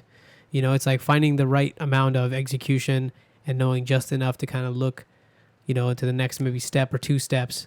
But then you really don't know. You're going to have to pivot a lot throughout that process. Yeah, we definitely know about that. So talk about that, because that's real and that's very relatable to a lot of people. Well, so like for me, the biggest thing is, I don't know, there's a term that some people may heard, but it works well for me. And it's basically just reverse engineering what it is that you want. So like think about your big goal. Okay. And then you have it completed and work backwards from getting it. Most people want to work forward. It's like, all right, I'm here. How do I get there? But most of the time, it's easier to do the other way around. It's like, all right, I have a gym. How did I get there? What did I do? And go backwards, because then you can identify your next step. And the smaller you can make it going backwards, the easier it is to move forward. Because if it was like, all right, step 1, no gym. Step 2, gym. It's like, all right, that's a big step. But if you break it down, it's like, all right, like we need to get equipment. In order to get equipment, we need to get So funding. you're saying you start with the final goal in mind and work backwards from the final goal. You have to. One Otherwise, step minus Yeah. from the final goal, not from here's where I am and I want a gym. What's the next thing I got to do? No, yeah, it's totally the Yeah. other way around. So Okay. finished product down to the smallest step, and then like, all right, what are the small daily steps that I would need to do to make it there? So rather than like, because then you can be successful every day. Like if you do it the other way around, most of the time the focus is on the gym. Right. If you do it this way, at least for me, the way that it works out is like you break it all the way down to the smallest step, and then the goal is the next step, the next step, the next step. Similar like if you were in sales and you're like, all right, like I have a quota of 1,000 calls a month. It's like, fuck, that seems like a lot of calls. If you're like, all right, that's only 500 calls a day. That's only 500 calls a week. I work 5 days a week, so 100 calls a day, and then I can effectively make one call every 5 minutes. So then I can get all this done. Oh, just like I could get them before lunch if I wanted to. And like, that's easy. So like, all I got to do is 100 phone calls a day. And if I could do them at this pace, then like, I'm going to get done. Yeah, for sure. I think a lot of it is like for most people, it's hard to concretize and figure out that that's a fun word. The actions that you take are going to bear fruit right away. And if not, then have the intelligence enough to like either keep pushing forward in that direction or freak out and be like, oh, it's not working, and give up. Yeah, well, the But fruit's the last thing on the tree, right? Like, takes a while. But that's not so obvious, though, as you make it sound. But it is, right? Like, you plant a tree, and the last thing to come is the fruit.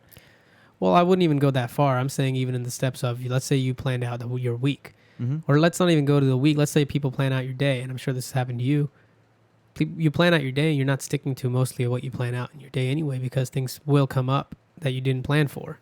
So how do you then realign yourself to stick to what you thought you needed to do?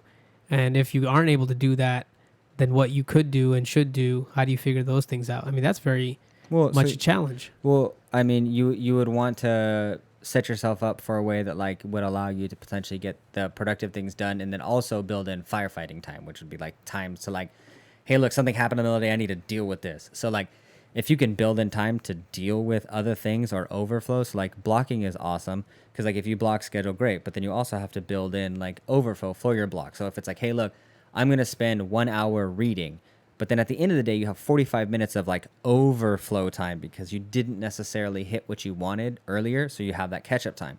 But then if you don't need the catch-up, then you got 45 minutes off. That's dope. But setting yourself up, like most people, that's an excuse. Like you have an idea of how your day goes most days, and then you let something throw you off course. It's not like something happened and you have to do it. Even like an email response, like that's one of the things that like she would struggle with before. Like someone's like, oh, like a customer, someone would email and they're like, oh my God, I have this problem. And so like you taking 2 seconds to be like, all right, like one, is it really a problem? Like you can ask them that, or you can make the judgment call. Like for some people, it would be as simple as just being like, hey, look, like I understand this may seem like an emergency, and like sometimes this is hard to deliver, but you gain respect for yourself in doing so. Like if someone comes to you with an emergency, if you can have the ability to look at them and say like, on a scale from 1 to 10, like how much is this really an emergency? I need you to understand that if I deal with this, someone else is going to have to wait. So like, does this justify me pushing someone else back? Right. And then they go like, oh, no, I just wouldn't know if you want to grab coffee. Never mind. That's fucking cool. But like most people are just like, all right, like I guess I'll deal with it. And like you made that decision. Like you were presented with an opportunity. You chose to take it. But that's ultimately up to you. So you can build in that time where it's like, hey, look, like I can't deal with this right now, but at 4:30, like I got an opening. Right. So you have to respect your own schedule. And like I said, most of the time you know where your day is. Like that's why I wake up at 3 o'clock in the morning, is because I know that no one's going to bother me. And so like, if there's something that I want to get done, like then I get it done then, because no shit's going to hit the fan when everyone else is asleep. Right. But even being like when you had said responding to emails, like, so I used to be very reactive to things. So rather than like reacting to something would happen, it's like, okay, like prioritizing, like, is this really a priority right now? Do I have to deal with this? Right. These are the things that I wanted to address today. Do I need to take one of the things that I wanted to do today and push it to the back burner to immediately deal with this? So being able to analyze, like, do I need to do this now, or is this something that So can how wait? much of this is happening inside of your own head versus how much of this are you doing actively by maybe using a tool or some methods? Brendan writing stuff Bouchard down. has his one, what is it? The habits planner. And that was one thing that really, at least for me, helped with the whole block timing. I still definitely have challenges with it for sure, because it is, things come up. But it comes down to like, how how much do you respect yourself? How much do you want to really be productive throughout the day? And taking the time, especially like in the morning, to like, what is it that I want to achieve today? And making sure that you don't put too much on your plate. Because at least for me, I'd be like, okay, I'm going to get this done. I'm going to get this done. And then it turns into this long to-do list. And then you're like slowly checking things off. And maybe you're not even checking things off. And it starts to get like pushed to weeks and months and whatever. And it's like, does this really need to be on this list today? Right. And so, like, Brian Tracy has a book called Eat That Frog. And it's a, like, you know, like productivity style book. And so it's basically like doing the most challenging thing first.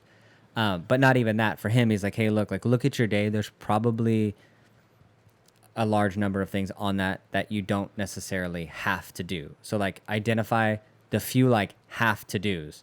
And then everything else, either, like, don't do them or get to them after the big things. But most people will spend their time doing all of the little things and then, like, oh, I didn't have time for the big one.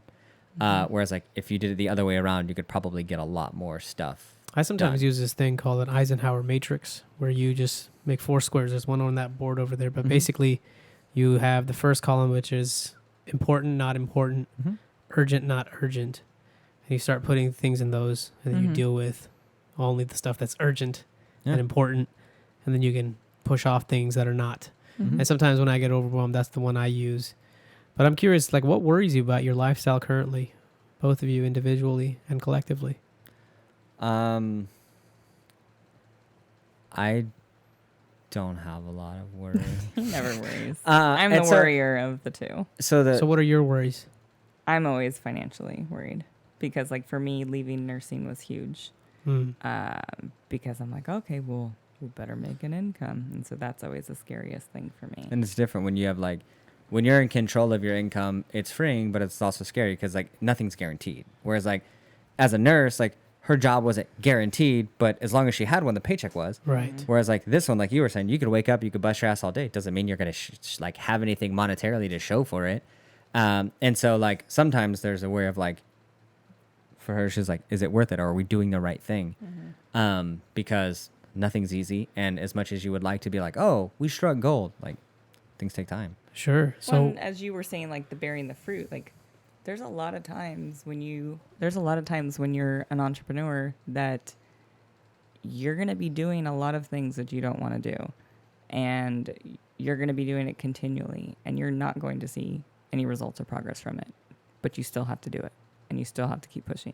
And so then it comes down to, like, how much is it worth it to you? And how bad do you want to achieve that goal when you're not seeing any results or anything from it? And so how long are you willing to wait? And so, like, for us, it's like, just keep pushing and doing it. And, you know, this is what we want, and we're determined to get it. why? For what? Like, why do we want to do this? Yeah. Why do you want to keep pushing for this? You can answer for you, and then I'll answer for me. For me, like, it was funny because, so being a nurse before, I saw obviously a lot of sick people, and there were so many things that they could do that. Bring the mic closer to you. There was. Is that better? Much better. All right. There were so many things that they could easily, like, tweak, like with health and with fitness, that I wanted to help them with. And I didn't think, like, I was like, oh, everybody's like, oh my gosh, it must be so rewarding to be a nurse. I'm like, well, it is, but I'm like, you know what, that's my job. I just do it. And I thought opening a gym, I'm like, oh, it'd be super cool. I can help people in a different way. But, like, hearing stories like our one who reverse catfish someone, I was like, wow, like, that was super cool. And then even getting messages from our members, they're like, you know, I just can't find a place like the place that you guys provided. I love Just Go Lift. Like, those types of things. It's like, wow, like, we really do make a difference. And we have really, like, touched and affected people by helping them, you know, see that they are worth it, that they deserve to be and live, like, a healthier, happier life. So those are the times that I'm like, that's really cool. And then for me, like, I also do it for him and for my family, because I hate seeing, like, my family and his family and just all of our families, like, struggle money-wise. Right. And so my ultimate goal would be to just be able to take care of everybody so that they could retire and not have to worry about things like that. And you? Mine I feel like potentially it's simpler. Sorry, I'm complicated. No. For me, it's I know what it's like not to be okay with yourself. I know what it's like not to look in the mirror, not to want to look in the mirror. I know what it's like for people in your life to look at you, and you feel their disappointment. And I want to show people that, regardless of if you've ever felt that, like, you don't have to stay there. You can do something else. You could be something else. You could experience a different way of life, and you deserve more than what it is that you may be feeling at this time. That whatever you see in yourself, or you're afraid to see in yourself, like, it doesn't mean that it's there forever. I like that. So you posted something today, I think, about, knowing your worth. How does one come to know their worth? It would be similar to like what we talked about earlier, in regards to like being able to ask yourself difficult questions. But I think more simply, it would be, at least for me, is experience. So experiencing good and bad. Like, there's a lot of people that will, like, talk about like, oh, you have to experience struggle in order to like have drive, right? Like, how can you know hunger if you haven't starved, kind of mentality. But I think that you can still have a drive if you've had a taste for something better, even if you don't have like something bad. You know what I mean? Like, there's a lot of people that would say, if you expose yourself to something good, then you can see like, oh, I like this, and you can raise your own standard. Right. And so allowing yourself to experience different things, both positive and negative, will let you know what is okay with you and how you can define like what you're worth, or the lifestyle that you want to live. But you also, like, you have to be willing to question your life. And so, like, for some people, like, well, I don't know what to ask. But it's just like taking a hard look in the mirror and being like, this is my life, and like, not am I okay with it, but does this make me happy? Because there's a lot of people that, like, they're okay, but like, you can be better than okay. There's things that people put up with that they probably shouldn't put up with because they're not miserable, or because things could be worse. But like, is that really how you want to live the rest of your life? And you have to be willing to question those beliefs. Like, you have a job that it's not bad, but like, is that how you want to live the rest of your life? Are you okay living the rest of your life with an okay job? Like, that's not a bad situation. Like, sure, that's fine. But like, you know that you deserve more if you're seeking more. And so, like, just being willing to ask, like, hey, look, can I have more? Why not? But that game never ends. For sure. But it shouldn't have to. Like, just well, it does. It's a finite game. We all die. Well, but you're continually seeking it, like growth. Yeah, and if you're speaking energetically, then your body dies, but you don't, right? So, not necessarily. And like, for us, everyone is in the pursuit of progress, and like a lack of fulfillment or being unhappy is more of when you become, comfortable or stagnant, where it's like, hey, look, this is just what I do. So you can have a great life, but if it's the same, you're not progressing, then most of the time you get to a point where you're probably unhappy. Sick of it. Mm-hmm. Even if you have everything, and then you start to hate yourself. You're like, I have everything. Why am I so pissed off? Well, I believe first you have to figure out that why do you need stuff to fulfill you? Mm-hmm. And if that's the case, then you can figure out what you would need to do to find those things that you think are going to make your life better, potentially. Or just think, like, this one's potentially a little bit more challenging, but think like, all right, if I want this thing, if I want a Bugatti, like, why?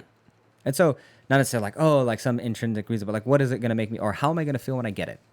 Like, I'm going to feel like this when I get it. It's like, all right, why can't you feel that now? Mm. Like, the car's not going to give you that. And that's why achieving things can be so empty, because you think that the car or the job or the money will bring you something, but you have the ability to feel that now. So like, what are you expecting to feel when you accomplish your goal, and give yourself permission to feel it now? Mm. Because if you don't, like, the goal's not going to fucking Well, do the only thing that you have is the present moment. Everything else is an idea. Yeah. So you might as well just allow yourself to embrace it, right? That's true. So I suppose there's only a couple of questions I think I have in my mind. We're running up on about 2 hours and 43 minutes, believe it or not. I think what would be actionable and helpful to people is to hear about your routine and how you start your day and how you go about your day. And more importantly, especially for me, and my audience specifically around when you feel anxiety, when you feel frustrated, and what are the actionable things that you do to walk yourself back to equilibrium. That's what I would want to know. So daily routine is very important to me or to us. So for me, like we said, I start my Get day up at 3 a.m. Yeah. And one of the things that's big for that is so I'm not, super hard line on a specific time or like whatever, but I try to keep my routine as consistent as possible That's what I learned from Christina. no matter where I am and no matter what day of the week it is. So a lot of people is like, "Oh, I'm consistent Monday through Friday." And then Saturday and Sunday I'm on a different routine. But then it makes it hard to get back on your routine. Fair enough. And so just like and if your routine is set up for you to be successful, then why would you want to take a day off? And so like if you need a day off, then you should probably look at your routine and change it. And so even like where we're on vacation and we travel, I stick to a very similar routine. I still wake up at 3 a.m. I read or do something to Sounds like a very rigid way. I understand it's accomplishing a goal, but how do you account for the spontaneity in life? what does the spontaneity bring? Well, how would you know if you were so structured? Because I've been spontaneous before and it led me nowhere. I mean, things will come up, and like there's been times in regards to like business where we've stayed up later, and there's like sometimes he'll take maybe a couple extra, like either 30 minutes to an hour. If it's like, oh, like my body needs rest today, like he'll allow for that. It's not like, but there are times when it's like, no, I'm just going to get up, but then he might take a nap throughout the day to allow his body to get some sleep. So there is flexibility, but he's like very disciplined, and like that's where freedom comes from, is Yeah. discipline. Like if you want to be able to do the things that you want to do, then you have to have some type of structure. Just like, if you were to look at, like counting macros, if you're not doing it to get on stage, if you're doing it to know what your body needs, it's like, hey, look, like my body needs this and I can give it to that. And if it fits within there, then I have the freedom to eat whatever I want. So you have some structure, and then that structure gives you freedom. And so it's similar to a schedule where it's like, hey, look, like having this structure gives me freedom. Most people want it the other way around. It's like, oh, I just want to be spontaneous or do whatever I want. And then I also want freedom, but that doesn't necessarily happen. And like most of the successful people that I would look up to, like it's the structure that gives them the freedom. Mm-hmm. Just like a smaller example would be like you have a job that you go to every day so that you could take a vacation. So like that job allows you to have the freedom of the vacation. And so, or even, the structure throughout the week allows you to have the weekend off. And so you have to have some type of structure in order to have the freedom. Right. Because without it, there's nothing to hold the freedom up, right? Or whatever. And what's your daily routine like? I usually get up at 4, sometimes 4:30. Jesus. I know. Slacker. So early. I know.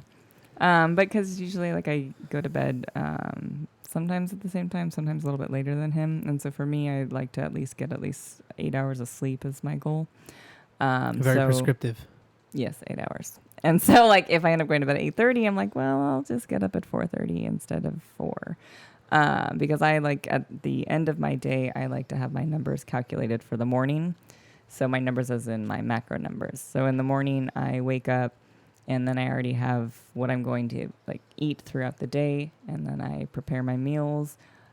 Sometimes I read, sometimes I'll plan the day. Lots of times since I already have my numbers calculated, I'll listen to a book or a podcast to just get me in the right like mindset of things.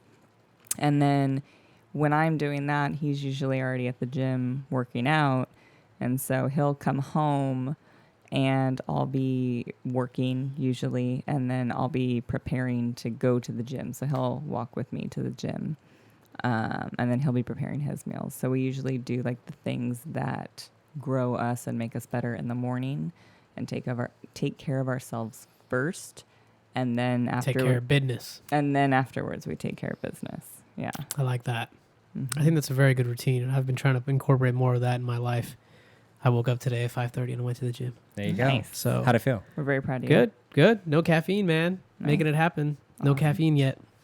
So actually, I took caffeine like last Friday, and I could not sleep. I know you posted like a video or story. 3:30 in the morning. I was like sitting here. The lights were going in the background. You're like, Oh, I made it into a 3D hologram, so it looked like I was in a lab. Oh, no. And it was like what do I do? I finished everything I could think of. I just can't sleep. And yeah, so caffeine pretty powerful. Do you guys utilize any substances or anything like He's that like to? a pot of he used to be a pot of coffee a day. Now he's like a half of a pot and a couple espresso shots. But he doesn't do it for the caffeine. He does it because he enjoys the taste of it. He does it for the caffeine. No, like because there's been even, times when he won't. Yeah, there's I do it most days, but not every day. And then I also I don't do it where it's like it's not the first thing that I have when I wake up. It's not like, oh, I gotta have my coffee first. Like I have a good part of my routine first, Yeah. and then I enjoy a cup of coffee. I like the taste of coffee and the therapy of it, and drinking it, enjoying it, and it's more like me time or meditative because I do my best to enjoy it, not necessarily afterwards. And even then, most of the time, if I'm feeling a dip in energy, I would prefer to take a nap rather than I need a cup of coffee or I need someone to pick me up. And so I don't think I rarely ever was like, oh man, I really need energy. But like I said, I also drink it so much I probably never dip in energy too. So Do you two ever break off of routine? not necessarily. I don't know. Yes and no. So there's things that we do that are outside of routine, but most of the time it is planned or schedule where it's like, oh, look, this weekend, let's do this, or this day, let's do that. And so it's not necessarily So there's never oh, this is happening today. You just found out about it. Let's go do this. Very rarely. there would have to be a benefit. Yes, it'd have to be most of the time people do it because they want to escape their life or their reality. It's oh, this seems better than my life. Let's go do that. And we don't have that. So it's there's no need. It's not that the routine that we have is so rigid that we wouldn't want to leave it. How would you know until you went and saw what could take place? So we were so ingrained in the business. It seems like you're just blocking off too much by doing that. Because if you didn't know what you could find if you went to an event that was unplanned, you have no idea what could potentially come out of it. For sure. But you have to have some type of guidance or structure, because if you continually go to these unplanned things, then how are you ever going to get anything done? And so we would make an executive decision. We've been doing a lot more networking lately. We never was doing networking. And so now we see hey, we should really get out there. We should talk with more people. And it's paid off tremendously. So we're going to more networking events because we see a benefit from it. But we have to weigh out the pros and the cons. Is this worth it? Sometimes yes, sometimes no. And so it comes. You can't live in fear of making the wrong decision, right? Because also that can go both ways. FOMO. Yeah, but that can go both ways, because you could say oh, well, what if staying in here was more productive? If I go out there, I don't know what'll happen. If I stay in here, I don't know what'll happen. So you could play the devil's advocate on both sides. Maybe the structure is limiting, but maybe the freedom is limiting. So it is all up to you, right? You have to understand what's important to you. Do you enjoy that? Do you need that? If you do, great. If she does, great. If someone else does or doesn't, that's up to them. They have to know what's important to them. So it's always about checking back with you. What am I working towards? What's important to me? If it's important for you to have some spontaneity and go out and enjoy something, then great. If the structure is important to you and you're using the, spontaneity as an excuse because you want to handle something, then you need to check yourself and go that event isn't important, but it's distracting, so I want to do it. And maybe there'll be some possibilities there. Because you could justify oh, well, if I went to that party, something will probably be good. I could probably meet something that could probably be on the podcast, and that'll be good. And that's probably more important than sitting down and doing what I needed to do anyway. So I'll go do that because there's probably some really good possibilities there. You could play that on both sides, right? I guess you could. Yeah. So Christina told me to ask you, how do you overcome social labels and stand in your own authentic self, especially on social media? So it's funny because we had this conversation a little bit ago or something similar.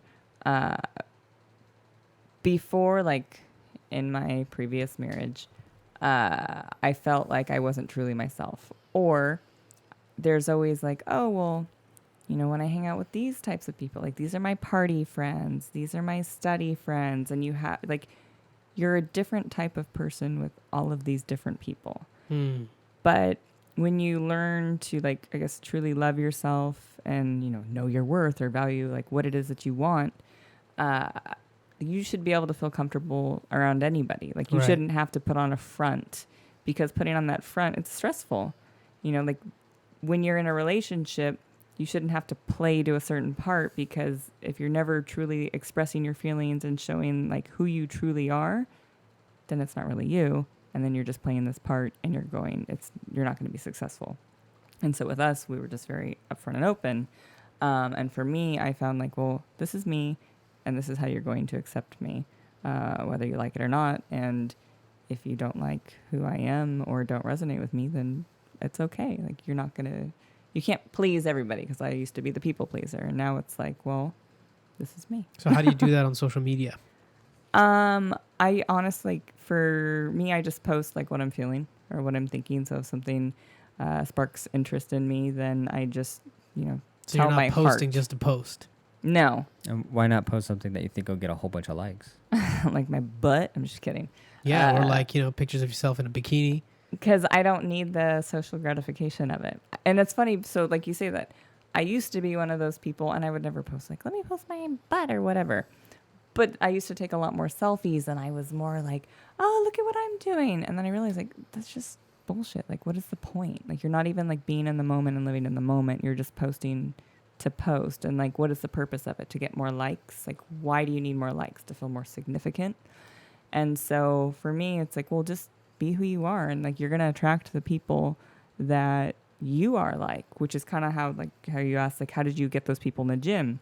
Well, we put off a certain energy, and when we talked with them, we had similar feelings and similar thinking patterns and stuff. And so it's the same thing. Like, when I'm posting on social media, it's something that I'm feeling. I'm a lot better at like writing than I am speaking. And so like when we do a lot of our lives, it's just something that like popped into our head, like, hey, like we should talk about this. Let's share this. This is something that helps us throughout the day or whatever. But just it's easier to be yourself rather than put up a front. But you got to first know who you are. Yeah, for sure. Otherwise, you're just pretending to be all other things that you're not. Exactly. And the only way to know who you are is to know like what it is that you want, what makes you happy. And the way that I did that was I experienced Yeah, things. you have to try stuff. Like, does this make me happy? Yeah. Nope. And then like I feel like so many people get stuck on like, especially in like a social influence world, right? Where people get like, they build an identity. And then if that identity shifts, then they don't know what to do, because it's like, oh, like all of my fans know me as this. And then like, now I can't be somebody else, even though that's not who I am anymore. Because like who they're being on social media might be who they were. Like we said, like we've known each other for only 3 years, and we're different people now than when we first met. But our social media like shows that journey, hopefully. And so, but like realizing one of the things that I always thought was funny, it was something I learned about, marketing. So it was that so many people are worried about doing something that does or doesn't align with their brand, which would be like an image, right? Like, oh, this is my image. And so they won't do any marketing that they fear is outside of their branding. But if you never venture outside of that, how do you know what'll work or what customers? Yeah, I'm totally in agreement with that. And so and same with yourself is like people like, oh, well, like what if I do this and it doesn't fit? Like, how do you know? Maybe you'll like it. Like, just try it. And the reality is that like, no one knows who you are. No one cares. So like, maybe you'll piss off a couple thousand fans that follow you. And even like big brands where they have millions of followers, like in comparison to the rest of the world, like that's a small percentage of the people that actually know who you are. So like, say the Jay Shetty one, the thought of like, yeah, Christy knows this one too. It's that like most people, and it's actually, I don't think it's his quote, it's someone else's, but it's the we aren't what we think we are, and we're not what we think. We're not what other people think we are. We are what we think other people think we are. And so most of the time, you're just trying to live as you think someone else sees you. Right. And that's like I forget who else said it. They have a theory. It's I think they called it 18-40-80. And so when you're 18, you're worried about what everyone thinks about you. And then when you're 40, you don't give a fuck what anyone thinks about you. And then when you're 80, you realize no one was thinking about you. And for most people, I would challenge you to, as much time as you worried about what other people think, that's the same thought that's going through other people's head. They're not worried about you. They're worried about themselves and how they look. So like, if that's the case, if they're not worried about you anyway, you might as well be yourself, because they're worried about how they look, not you. That's true. I mean, most of us are worried about how other people think we look, but most people are not thinking about you. Mhm. They're thinking about themselves. Yeah. Mhm. And that's just the dialogue that's playing inside of their head too. Yeah. So everyone's thinking the same thing. It's like, I wonder what he's thinking. I wonder what she's thinking. Yeah. It's like they're not worried like, oh, that guy's a dick. Like they're wondering that they hope they don't look like a dick. It's like, if you're yourself, then everyone's at ease, or at least you are. And like, Fair enough. Mhm. why not? So on social media, like, I do my best to stay grounded with myself. And then if that's the case, then I portray that. The only time that I portray anything that's different than social media is when I'm not connected to who I am. I respect that. Is there anything that you would like to bring up now that we haven't talked about? No, not that I can think of. I guess. Well, I just want to say in closing, for anybody that's interested, I do want to share real quickly the link to the Power Couple Cartel. Mhm. It's justgolift.com/Power Couple Cartel. You can check it out if you guys liked listening to these two and all the wisdom that they've gathered from their experience. They're taking 10 couples at this time. May 30th, which is actually tomorrow, is the Mhm. last day to reserve a spot. And then the first session is happening on June 29th. So check it out if you're interested and you want to grow, as an individual, but also with your significant other and your life partner. I think it'd be very valuable, obviously, considering what all of the stuff we've already discussed and all the wisdom that you've poured out today from your experiences. And, I really want to thank you both for coming on and talking to me and spending 3 hours exactly. I think My this is bladder is gonna burst. Yeah. You could go pee, by the way, in the middle of Oh it. no, it's okay. It's okay. It's okay. I held Um, strong. Yeah, I know. I have an iron bladder too. So thank you, really, genuinely, from the bottom of my heart, for coming and hanging out with me and kind of sharing your story with me. Hopefully, as time goes on, this will live on beyond you and me, and somewhere someone will find this and hear this and maybe be inspired by your story to spark change in themselves For sure. Thank Anything you. can and do. blossom their lives. All right, ladies and gentlemen, we're gonna get out of here. Have a good night.